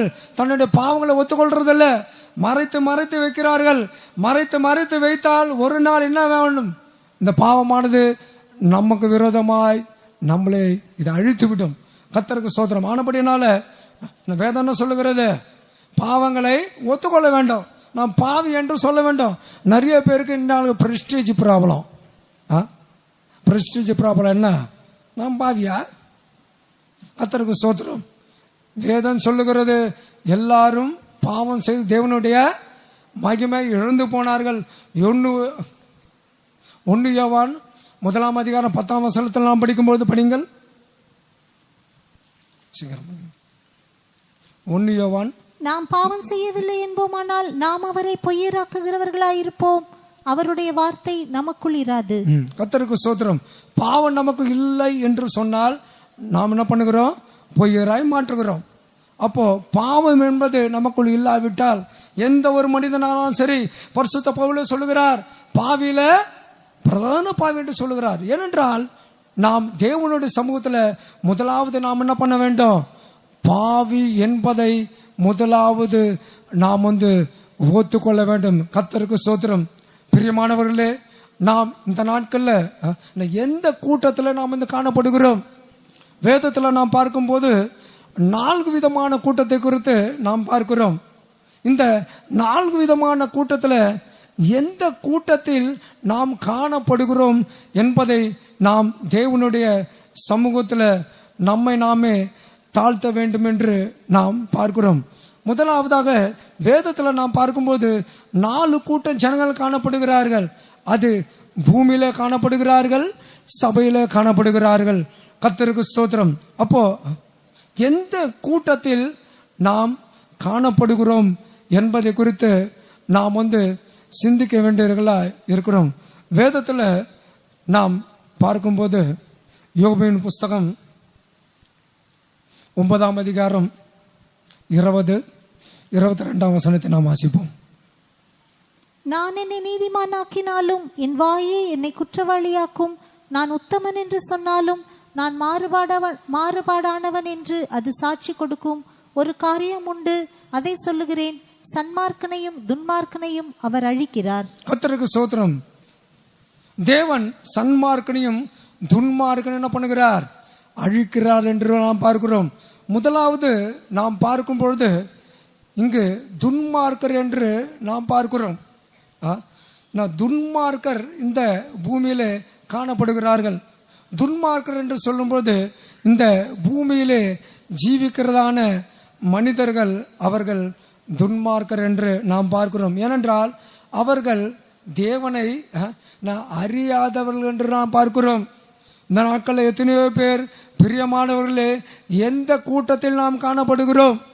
முதலாவது இந்த துன்மார்க்கர் என்ற கூட்டத்தில் நாம் காணப்படுகிறோமா? அதை தான் நாம் சிந்திக்க வேண்டும். வேதத்தில் நாம் படிக்கும்போது சங்கீதம் 50ஆம் சங்கீதத்தில் நாம் பார்க்கிறோம், அங்கு துன்மார்க்கர் என்றதான ஒரு கூட்டத்தை குறித்து நாம் படிக்கிறோம். அங்கு துன்மார்க்கர் என்றதான ஒரு கூட்டம். படிங்க 16ஆம் வசனம். 14-22 வரையும் படிங்க. தேவன் துன்மார்க்கனை நோக்கி, நீ என் பிரமாணங்களை எடுத்துரைக்கவும் என் உடன்படிக்கையை உன் வாயினால் சொல்லவும் உனக்கு என்ன நியாயம் உண்டு? சிட்சையை நீ பகைத்து என் வார்த்தைகளை உனக்கு பின்னாக எரிந்து போடுகிறாய். நீ திருடனை காணும்போது அவனோடு ஒருமித்து போகிறாய். விபச்சாரரோடும் உனக்கு பங்குண்டு. உன் வாயை பொல்லாப்புக்கு திறக்கிறாய். உன் நாவு சற்பனையை பிணைக்கிறது. நீ உட்கார்ந்து உன் சகோதரனுக்கு விரோதமாய் பேசி உன் தாயின் மகனுக்கு அவதூறு உண்டாக்குகிறாய். இவைகளை நீ செய்யும்போது நான் மௌனமாயிருந்தேன். உன்னை போல் நானும் இருப்பேன் என்று நினைவு கொண்டாய். ஆனாலும் நான் உன்னை கடிந்து கொண்டு அவைகளை உன் கண்களுக்கு முன்பாக ஒவ்வொன்றாக நிறுத்துவேன். தேவனை மறக்கிறவர்களே, இதை சிந்தித்துக் கொள்ளுங்கள். இல்லாவிட்டால் நான் உங்களை பீறி போடுவேன். ஒருவரும் உங்களை விடுவிப்பதில்லை. கர்த்தருக்கு ஸ்தோத்திரம். ஒருவனும் உங்களை விடுவிப்பதில்லை என்று நாம் பார்க்கிறோம். ஏனென்றால் இவர்கள் துன்மார்க்கமான ஒரு கூட்டம். வீட்டில் போய் இதை நன்றாக படித்து தியானம் கூட பண்ணுங்கள். கர்த்தருக்கு ஸ்தோத்திரம். ஏனென்றால் இந்த துன்மார்க்கர் என்று சொல்லும்போது இப்படிப்பட்டதான கூட்டம் தான் முதலாவது கூட்டம். எத்தனையோ பேர் இந்த நாட்கள்ல அவர்கள் பூமியில காணப்படுகிறார்கள். ஆனால் முதலாவது கூட்டத்தில் நாம் இருக்கிறோமா என்பதை நாம் சிந்திக்க வேண்டும். எத்தனையோ பேர் முதலாவது இந்த கூட்டத்தில் தான் காணப்படுகிறார்கள். பிரியமானவர்களே, ஒருவேளை இந்த கூட்டத்தில் நாம் இருந்தால் இன்றே நாம் மனம் திரும்ப வேண்டும். ஏனென்றால் வேதம் சொல்லுகிறது, தேவன் துன்மார்க்கரையும் சன்மார்க்கரை என்ன பண்ணுவார்? நியாயம் தீர்ப்பார் என்று நாம் பார்க்கிறோம். வேதத்தில் நாம் பார்க்கும்போது பிரசங்கி புஸ்தகம் 3ஆம் அதிகாரம் 17ஆம் வசனத்தில் கூட நாம் அதை பார்க்கிறோம். பிரசங்கி 3:17 படி. சகல எண்ணங்களையும் சகல செய்கைகளையும் நியாயம் தீர்க்கும் காலம் இனி இருக்கிறபடியால் சன்மார்க்கனையும் துன்மார்க்கனையும் தேவன் நியாயம் தீர்ப்பார் என்று என் உள்ளத்தில் எண்ணினேன். கர்த்தருக்கு ஸ்தோத்திரம். இங்கு பார்க்கும்போது சன்மார்க்கனையும் துன்மார்க்கனையும் நான் என்ன பண்ணுவேன், நியாயம் தீர்ப்பேன் என்று கர்த்தருடைய வசனம் சொல்லுகிறது. ஏனென்றால் இங்கு துன்மார்க்கர் என்று பார்க்கிறோம். இந்த துன்மார்க்கத்தில் எத்தனை பேர் காணப்படுகிறீர்கள்? இந்த ராத்திரி வேளையிலே நீ ஒரு துன்மார்க்கனாக இருந்தால் இந்த வேளையிலே நீ மனம் திரும்பு. நீ மனம் திரும்பாவிட்டால் தேவனுடைய நியாய தீர்ப்பு வரும் என்று நாம் பார்க்கிறோம். இரண்டாவதாக நாம் பார்க்கும்போது இங்கு சன்மார்க்கர் என்று நாம் பார்க்கிறோம். இந்த பூமியில ஒரு மார்க்கம் உண்டு, அதுதான் சன்மார்க்கம் என்று பார்க்கிறோம். சன்மார்க்கம் என்று சொல்லும் பொழுது இந்த பூமியிலே எத்தனையோ பேர் அவர்கள் அந்த மார்க்கத்தில் காணப்படுகிறார்கள். இந்த பூமியில சன்மார்க்கம் ஒன்று உண்டு.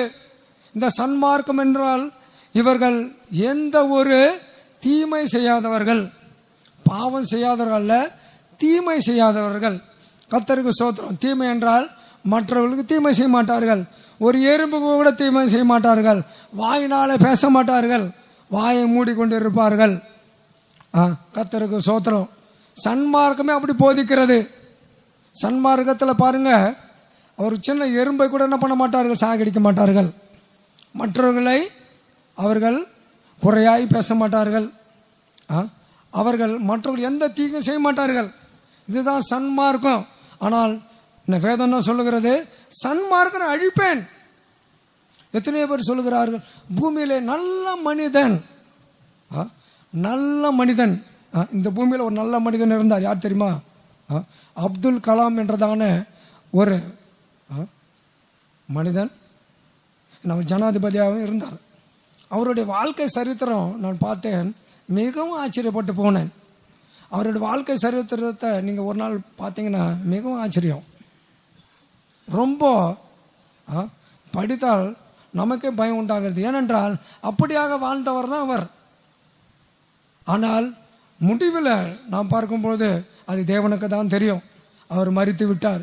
பிரியமானவர்களே, இந்த பூமியில் ஒரு சன்மார்க்க ஒரு வாழ்க்கை செய்யலாம், ஆனால் தேவன் என்ன பண்ணுகிறார், அவர்களை அழிப்பார். ஏனென்றால் சன்மார்க்கம் தேவனுடைய ராஜ்யத்தில் போக முடியாது. ஏனென்றால் இயேசு கிறிஸ்து இல்லாமல் யாரும் பரலோகத்துக்கு போக முடியாது. ஆனபடினால் தான் கர்த்தராகிய இயேசு கிறிஸ்து சொல்லும் பொழுது நானே வழியும் சத்தியும் ஜீவனுமாய் இருக்கிறேன் என்று கர்த்தராகிய இயேசு கிறிஸ்து சொன்னார். நானே வழியும் சத்தியும் ஜீவனுமாய் இருக்கிறேன், என்னை அல்லாமல் ஒருவனும் பிதாயிடத்தில் வரான். கர்த்தருக்கு ஸ்தோத்திரம். ஏனென்றால் ஒரு மனிதன் பரலோகத்துக்கு போக வேண்டுமானால் இயேசு கிறிஸ்து இருக்க வேண்டும். ஆனால் சன்மார்க்கமாய் ஜீவிக்கலாம். ஆனால் இயேசு இல்லாத வாழ்க்கை, இயேசு இல்லாத வாழ்க்கை என்ன வாழ்க்கை அது? இயேசு இல்லாத வாழ்க்கை அது பரலோக வாழ்க்கையாய் இருக்காது. ஆனபடியால் இந்த பூமியில சன்மார்க்கராய் ஜீவிக்கலாம், ஆனால் இயேசு இல்லாத ஒரு வாழ்க்கை நீ ஜீவித்துக் கொண்டு இருந்தால் பரலோக ராஜ்யம் போக முடியாது. ஆனபடினால்தான் தேவன் சொல்கிறார், துன்மார்க்கனையும் சன்மார்க்கனையும் நான் என்ன பண்ணுவேன், நியாயம் தீர்ப்பேன் என்று நாம் பார்க்கிறோம். மூன்றாவதாக நாம் படிக்கும் பொழுது வேதத்தில் நாம் பார்க்கிறோம், மூன்றாவது கூட்டம் தான் இந்த நீதிமான் கூட்டம். 1 பேதுரு புஸ்தகம் 4ஆம் அதிகாரம் 17 படிங்கள், 17-18. நியாயத்தீர்ப்பு தேவனுடைய வீட்டிலே தொங்கும் காலமாயிருக்கிறது. முந்தி நம்மிடத்திலே அது துவக்கினால் தேவனுடைய சுவிசேஷத்திற்கு கீழ்ப்படியாதவர்களின் முடிவு என்னமாயிருக்கும்? நீதிமானே ரட்சிக்கப்படுவது அரிதானால் பக்தி இல்லாதவனும் பாவியும் எங்கே நிற்பான்? கர்த்தருக்கு ஸ்தோத்திரம். இங்கு மூன்றாவது ஒரு கூட்டத்தாரை குறித்து நாம் பார்க்கிறோம். இந்த மூன்றாவது ஒரு கூட்டம் என்று பார்க்கும்பொழுது இது ஒரு வித்தியாசமான ஒரு கூட்டம் தான். இது சபையில காணப்படுகிறதான ஒரு கூட்டம். பிரியமானவர்களே, துன்மார்க்கும் சன்மார்க்கும் உலகத்தில் காணப்படுகிறது. ஆனால் இந்த நீதிமான் கூட்டம் எங்க காணப்படுகிறது? இது சபையிலே காணப்படுகிறதான ஒரு கூட்டம். படிங்கள் அந்த வசனம். நீதிமானே ரட்சிக்கப்படுவது அரிதானால் பக்தி இல்லாதவனும் பாவியும் எங்கே நிற்பான்? கர்த்தருக்கு ஸ்தோத்திரம். இங்கு பார்க்கும்போது நீதிமானே ரட்சிக்கப்படுவது அரிதானால் என்று பார்க்கிறோம். கர்த்தருக்கு ஸ்தோத்திரம். அப்ப பாருங்களேன், நீதிமான் ரட்சிக்கப்படாமல் போனால் என்றால் முடிவு எப்படியாக மாறிவிடும்? இதை படிக்கும் போது ஒரு பயம் உண்டாகிறது. நீதிமான் படிங்க அந்த வசனம். நீதிமான் ரட்சிக்கப்படுவது, நீதிமானே ரட்சிக்கப்படுவது அரிதானால் பக்தி இல்லாதவனும் பாவியும் எங்கே நிற்பான்? கர்த்தருக்கு ஸ்தோத்திரம். நீதிமானே ரட்சிக்கப்படுவது அரிதானால் பாவியும் பக்தி இல்லாதவனை எங்கே நிற்பான்? அப்ப நீதிமானே ரட்சிக்கப்படுவது அரிதானால், பிரியமானவர்களே, சபையில நாம் காணப்படுகிறோம். ஆனால் நாம் என்ன பண்ண வேண்டும்? நீதிமானாய் இருந்தால் மாத்திரம் போதாது. நீதிமான் எங்க போக முடியாது? கர்த்தருடைய வருகையில கூட போக முடியாது. கர்த்தருக்கு ஸ்தோத்திரம். எத்தனை பேர் நீங்க கேட்கலாம், நீதிமான் போக முடியாதா? வேதம் சொல்லுகிறது நீதிமானே ரட்சிக்கப்படுவது அரிதானால். கர்த்தருக்கு ஸ்தோத்திரம். ஏனென்றால் இந்த பூமியில நாம் பார்க்கும்போது சபையில ஒரு நீதிமானா இருக்கலாம், நல்ல ஒரு பிலிவரா இருக்கலாம். ஆனால் நாம் ரட்சிக்கப்படாமல், இங்க ரட்சிப்பு என்று சொல்லும்போது இது ஆத்ம ரட்சிப்பை, இந்த ஆத்மா ரட்சிப்பை குறித்து சொல்லவில்லை, இது சரீர ரட்சிப்பை குறித்து சொல்லப்பட்டது. ஏனென்றால் கர்த்தராகிய இயேசு கிறிஸ்து வரும்போது நாம் என்ன பண்ண வேண்டும்? எல்லாரும் சரீர மீட்பை நாம் பெற வேண்டும். அப்போ சரீர மீட்பை நாம் பெற வேண்டுமானால் இந்த பூமியில நாம் என்ன செய்ய வேண்டும்? பிரியமானவர்களே, நீதிமான் என்றதான ஒரு அனுபவம் போதாது. நமக்கு எந்த ஒரு அனுபவம் வேண்டும்? பரிசுத்தவான் என்றதான ஒரு அனுபவம் வேண்டும். ஆனபடினால்தான் எபேசி புஸ்தகம் 4ஆம் அதிகாரம் 12ஆம் வசனத்துல நாம் பார்க்கும்போது, எபேசி புஸ்தகம் 4:12, பரிசுத்தவான்கள் சீர்பொருந்தும் பொருட்டு சுவிசேஷ ஊழியத்தின் வேலைக்காகவும் கிறிஸ்துவின் சரீரமாகிய சபையானது பக்தி விருத்தி அடைவதற்காகவும் அவர் சிலரை அப்போஸ்தலராகவும் சிலரை தீர்க்கதரிசிகளாகவும் சிலரை சுவிசேஷகராகவும் சிலரை மெய்ப்பராகவும் போதகராகவும் ஏற்படுத்தினார். கர்த்தருக்கு ஸ்தோத்திரம். இங்கு நாம் பார்க்கும்போது பரிசுத்தவான்கள் சீர் பொருந்த வேண்டும் என்று பார்க்கிறோம். கர்த்தருக்கு ஸ்தோத்திரம். ஏனென்றால் சபையில பார்க்கும்பொழுது நாம் நீதிமானாய் இருந்தாலும் கூட நாம் எப்படியாக மாற வேண்டும்? பரிசுத்தவானாய் மாற வேண்டும். அதற்கு தான் தேவன் நம்மளை அழைத்திருக்கிறார். பிரியமானவர்களே, நாம் எல்லாரும் கூட பரிசுத்தத்திற்காக தேவன் நம்மளை அழைத்திருக்கிறார். ஆனபடினால இந்த பரிசுத்தவான்கள் என்ன பண்ண வேண்டும்? ஒரு விசுவாசி என்று சொல்லும்போது பரிசுத்தவானாய் மாற வேண்டும். இயேசு கிறிஸ்து வரும்போது அவர்களுடையவர்கள் என்று நாம் பார்க்கிறோம். அப்போ இந்த பூமியில பரிசுத்தமாய் ஜீவித்த விசுவாசிகள் தான் என்ன பண்ண வேண்டும்? அந்த வருகையில் காணப்பட முடியும். கர்த்தருக்கு ஸ்தோத்திரம். ஆனபடினால நான் நீதிமான், நான் ரட்சிக்கப்பட்டேன், ஞானஸ்நானம் எடுத்தேன், கோயிலுக்கு வரேன், ஆனா எல்லாம் உண்மைதான். ஆனால் நீ ஒரு பரிசுத்தவானாய் மாற வேண்டும். பரிசுத்தவானாய் நீ மாறினால்தான் இயேசு கிறிஸ்து வருகையில் நீ காணப்பட முடியும். ஆனபடினால இந்த நாட்கள்ல எந்த கூட்டத்தில் நாம் காணப்படுகிறோம்? நாம் துன்மார்க்கர் அல்ல, சன்மார்க்கர் அல்ல. ஆனால் நீதிமானாய் இருக்கிறோமா? இல்லாவிட்டால் பரிசுத்தவானாய் நாம் காணப்படுகிறோமா? பரிசுத்தவானுடைய வேதத்துல நாம் பார்க்கிறோம். பரிசுத்தவான லட்சணங்கள் எத்தனையோ காணப்படுகிறது. அது வீட்டில் போய் படியுங்கள். 1 அதிகாரத்தில் நாம் பார்க்கும்போது அங்கு பரிசுத்தத்தை குறித்து எத்தனையோ காரியம் சொல்லப்பட்டிருக்கிறது. இந்த நாட்களில் சொல்லுகிறார்கள், பிரியமானவர்களே, பரிசுத்தம் என்பது ஊழியர்கள் தான் பரிசுத்தமாய் இருக்க வேண்டும். பரிசுத்தம் என்பது எல்லாரும் பரிசுத்தமாய் தான் காணப்பட வேண்டும். என்றால் பரிசுத்தம் இல்லாமல் ஒருவனும் தேவன் என்ன பண்ண முடியாது? தரிசிக்க முடியாது என்று வேதம் நமக்கு சொல்லுகிறது. ஆனபடினால்தான் இந்த நாட்கள்ல நாம் மனம் திரும்ப வேண்டியதெல்லாம் நாம் காணப்படுகிறோம். எத்தனை பேர் உங்களுடைய வாழ்க்கையில நீங்கள் மனம் திரும்பி ஜீவித்துக் கொண்டிருக்கிறீர்கள்? நான் ஒரு விசுவாசி என்று சொல்லி அப்படியாக ஜீவித்துக் கொண்டிருக்கிறீர்களா? இல்லாவிட்டால் பாரம்பரிய சபையில நான் காணப்படுகிறேன், இது போதும் என்று ஜீவித்துக் கொண்டிருக்கிறீர்களா? எத்தனையோ பேர் இது போதும், இது போதும், இது போதும். பரலோகத்துல ஒரு மூளை இருந்தால் போதும். ஏன்னா நிறைய பேர் சொல்கிறது, எப்படியாகிலும் பரலோகத்தில் ஒரு மூளை வேணும். எல்லாருக்கும் அந்த மூளை கொடுத்தா ஆண்டவர் என்ன பண்ணுவார்? எல்லாரும் மூளையை கேட்டா ஆண்டவர் நமக்கு சீட்டு வச்சிருக்கிறார். அது என்ன சீட்டு? கர்த்தருக்கு ஸ்தோத்திரம். பரலோகத்தில் தேவன் நமக்கு என்ன வைத்திருக்கிறார்? அந்த சீட்டு. அந்த சீட்டு என்ற வேதத்தில் நாம் பார்க்கிறோம். முதலாம் சாமுவேல் புஸ்தகத்தில் நாம் படிக்கும்போது, முதலாம் சாமுவேல் 2ஆம் அதிகாரத்தில் நாம் படிக்கிறோம், மகிமை உள்ள சிங்காசனம் என்று நாம் பார்க்கிறோம். 8ஆம் வசனம். அவர் சிறியவனை புழுதியிலிருந்து எடுத்து எளியவனை குப்பையிலிருந்து உயர்த்துகிறார். அவர்களை பிரபுக்களோட உட்காரவும் மகிமையுள்ள சிங்காசனத்தை சுதந்திரிக்கவும் பண்ணுகிறார். பூமியின் அஸ்திவாரங்கள் கர்த்தருடையவைகள், அவரே அவைகளின் மேல் பூச்சக்கரத்தை வைத்தார். அல்லேலூயா. தேவன் நமக்கு என்ன வைத்தார்? மகிமை உள்ள சிங்காசனத்தை வைத்திருக்கிறார். ஆனபடினால பிரியமானவர்களே, சாதாரண ஒரு அனுபவத்தில் இருக்க வேண்டாம். எத்தனையோ பேர் சாதாரண ஒரு அனுபவம் போதும், பரலோகத்தில் நான் போய்விடுவேன் என்று. இன்று நீ மனம் திரும்ப வேண்டும். நீ மனம் திரும்ப என்ன பண்ண வேண்டும்? ஞானஸ்தானத்தை கூட எடுக்க வேண்டும். எத்தனையோ பேர் பாருங்களேன், ஞானஸ்தானமே எடுக்கிறது இல்லை. ஞானஸ்தானம் எடுக்காமல் பரலோகத்துக்கு போய்விடுவேன். ஒருவர் சொன்னார். அவர் என்ன சொன்ன காரியம் மிகவும் எனக்கு ஆச்சரியமா இருந்தது. அவர் சொன்னார், இயேசு வந்தால் நான் போய்விடுவேன் என்று சொன்னார். நான் மிகவும் ஆச்சரியப்பட்டேன். அவர் நம்ம சபையில் ஞானஸ்தானம் எடுக்கல, ரட்சிப்பு அனுப்பவில்லை. ஆனால் இயேசு வரிகளை போய் விடுவார் ஒரு விசுவாசம் அவருக்கு இருக்குது. இயேசு வந்தால் நான் போயிடுவேன்னு. ஆனால் எப்படி போவாரோ தெரியாது. கர்த்தருக்கு ஸ்தோத்திரம். ஞானஸ்தானம் அனுபவம் இல்லை. இந்த நாட்களில் எத்தனையோ பேருக்கு ஞானஸ்தான அனுபவம் இல்லை. சபைக்கு வருகிறார்கள், ஞானஸ்தானம் எடுக்க வேண்டும்னால் இப்போது எடுக்கிறேன், நாளைக்கு எடுக்கிறேன், நாளைக்கு சொல்லி எத்தனையோ வருஷங்கள் ஆகிவிட்டது. கர்த்தருக்கு ஸ்தோத்திரம். பிரியமானவர்களே, எல்லாரும் மனம் திரும்பி ஞானஸ்தானத்தை பெற்றுக்கொள்ள வேண்டும். ஆனபடினால்தான் பேதுரு சொல்லுகிறாள், மனம் திரும்பி நீங்கள் என்ன பண்ணுங்கள்? ஞானஸ்தானத்தை பெற்றுக்கொள்ளுங்கள். ஞானஸ்தானம் பெறாமல் நாம் பரலோகத்துக்கு போக முடியாது. எத்தனையோ பேர் அவர்கள் ஞானஸ்தானம் பெறாமல் காணப்படுகிறார்கள். ஆனபடினால்தான் கர்த்தராகிய இயேசு கிறிஸ்து கூட அவர் சொல்லுகிறார், நீதியெல்லாம் நிறைவேற்ற வேண்டும். ஆனபடினால் ஞானஸ்தானம் இயேசு கிறிஸ்து எடுத்தார்.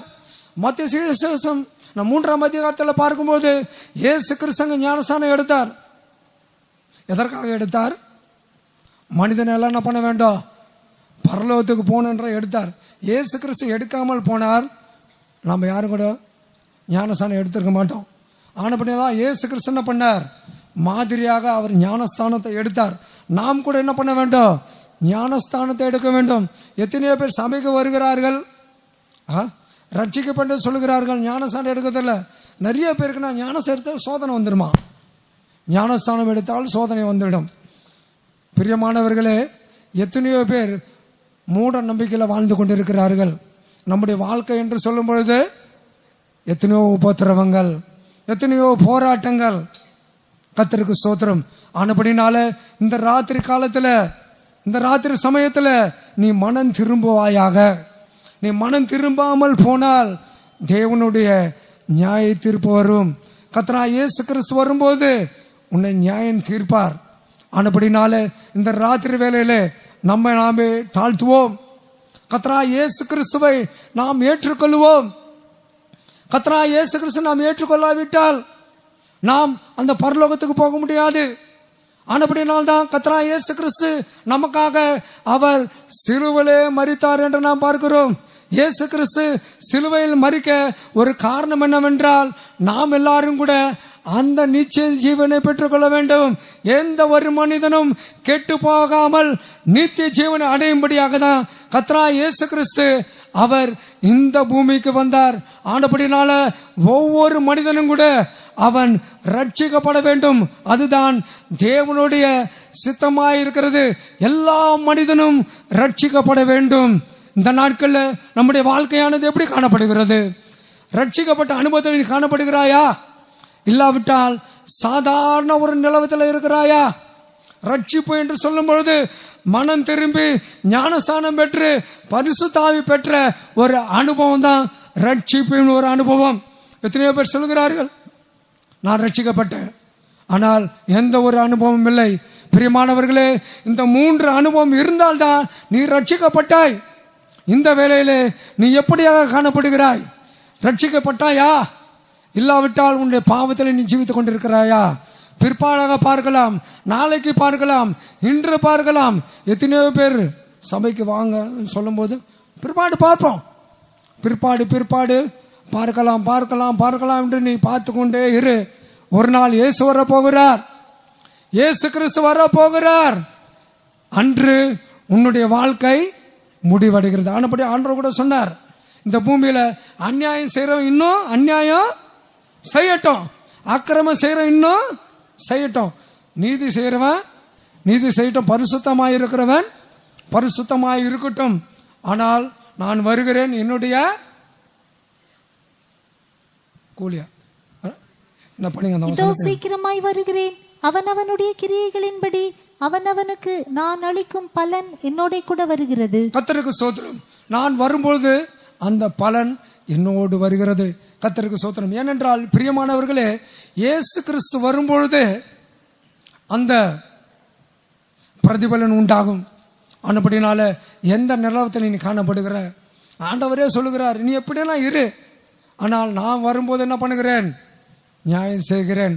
ஆனபடினால எந்த நிலவரத்தில் நீ காணப்படுகிறாய்? நீ ஒரு பாவியா இருந்தால் இன்றே மனம் திரும்பு.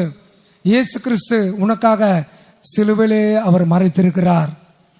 இயேசு கிறிஸ்து உனக்காக சிலுவிலே அவர் மரித்திருக்கிறார். அந்த கல்வாரி சிலுவிலே அவர் உனக்காக ஜீவன் விட்டார் என்று நாம் பார்க்கிறோம். பிரியமானவர்களே, இயேசு கிறிஸ்து அவர் கல்வாரி சிலுவிலே மரித்தார். அவர் மரிக்கும் பொழுது அவருடைய சரீரத்திற்கான எல்லா ரத்தமும் கீழே போய்விட்டது. ஆனாலும் கூட அவருடைய ஜீவன் போகவில்லை. அவர் சிலுவிலே கடைசியாக அவர் தன்னுடைய ஜீவன் விடுகிறார். எல்லாம் முடிந்தது, நமக்காக எல்லாவற்றையும் முடித்து விட்டார். இயேசு கிறிஸ்து எல்லாவற்றையும் நமக்காக முடித்து விட்டார். கல்வாரி சிலுவிலே எல்லாவற்றையும் அவர் முடித்து விட்டார். ஆனால் நாம் விசுவாசிக்க வேண்டும், இயேசு கிறிஸ்து எனக்காக முடித்து விட்டார், என்னுடைய பாவத்தை மன்னித்து விட்டார். இயேசு கிறிஸ்து உன்னுடைய பாவத்தை மன்னிக்கிற தேவனா இருக்கிறார். இந்த ராத்திரி வேளையிலே உன்னுடைய பாவத்தை நீ ஒற்றுக்கொள். நீ எந்த பாவியா இருந்தாலும் சரி, உன்னை மன்னிக்கிற தேவன் இயேசு கிறிஸ்துவா இருக்கிறார். இயேசு கிறிஸ்து உன்னை மன்னிக்கிற தேவனா இருக்கிறார். ஆனபடினால கர்த்தருடைய சமூகத்தில், ஆண்டவரே என்னை மன்னி என்று நாம் வந்து கேட்போமாக. பாவியா என் மேல் கிருபையிரும், உமக்கு விரோதமாகவும் பரத்துக்கு விரோதமாகவும் நான் பாவம் செய்தேன், என்னை மன்னியும் ஆண்டவரே என்று ஒரே ஒரு வார்த்தை நீ சொன்னால் போதும். கர்த்தருடைய சமூகத்தில் வந்தனான நாம் எல்லாரும் கூட நம்மை கண்ணை மூடுவோமாக. ஒரு நிமிடம் நான் முழங்கால் படிவிடுமாக. முழங்கால் படியிட்டு ஆண்டவரிடத்து சொல்லுவோமாக, ஆண்டவரே மன்னியும், ஆண்டவரே என்ன மன்னியும், பாவியா என் மேல் கிருபையாயிரும். ஒரே ஒரு வார்த்தை சொன்னா போதும், கர்த்தர் உன்னை மன்னிக்கிற தேவனா இருக்கிறார். எப்படிப்பட்டதான பாவியா இருந்தாலும் சரி, இயேசு கிறிஸ்து உன்னை மன்னிக்கிற தேவனா இருக்கிறார். இந்த வேளையில உன்னை விடுதலை ஆக்கிற தேவனா இருக்கிறார். வியாதியிலிருந்து விடுதலை, பிரச்சனையிலிருந்து விடுதலை, கடல்ல இருந்து விடுதலை, பிசாசின் பிடியிலிருந்து விடுதலை, விடுதலையாக்குற தேவன் நம்மத்திலே இருக்கிறார். அவருடைய ரத்தம் நம்முடைய மத்தியிலே காணப்படுகிறது. இயேசு கிறிஸ்து ரத்தம் உனக்காக ஊற்றப்பட்டு கொண்டிருக்கிறது. நீ இதை உணரு. இயேசு கிறிஸ்து ரத்தம் நம்மேல் ஊற்றப்பட்டு கொண்டே இருக்கிறது. நீ பாவியா இருந்தால், ஒரு மூலையிலே நீ தேவனோட சத்தத்தை கேட்டுக்கொண்டிருந்தால், ஆண்டவரே என்று மன்னி என்று நீ கேட்பாயாக. நீ மன்னி என்று சொல்லுவாயாக, ஆண்டவரே என்ன மன்னியும், ஆண்டவரே என்ன மன்னியும், ஆண்டவரே என்ன மன்னியும், ஆண்டவரே என்ன மன்னி என்று நீ கேட்பாயாக.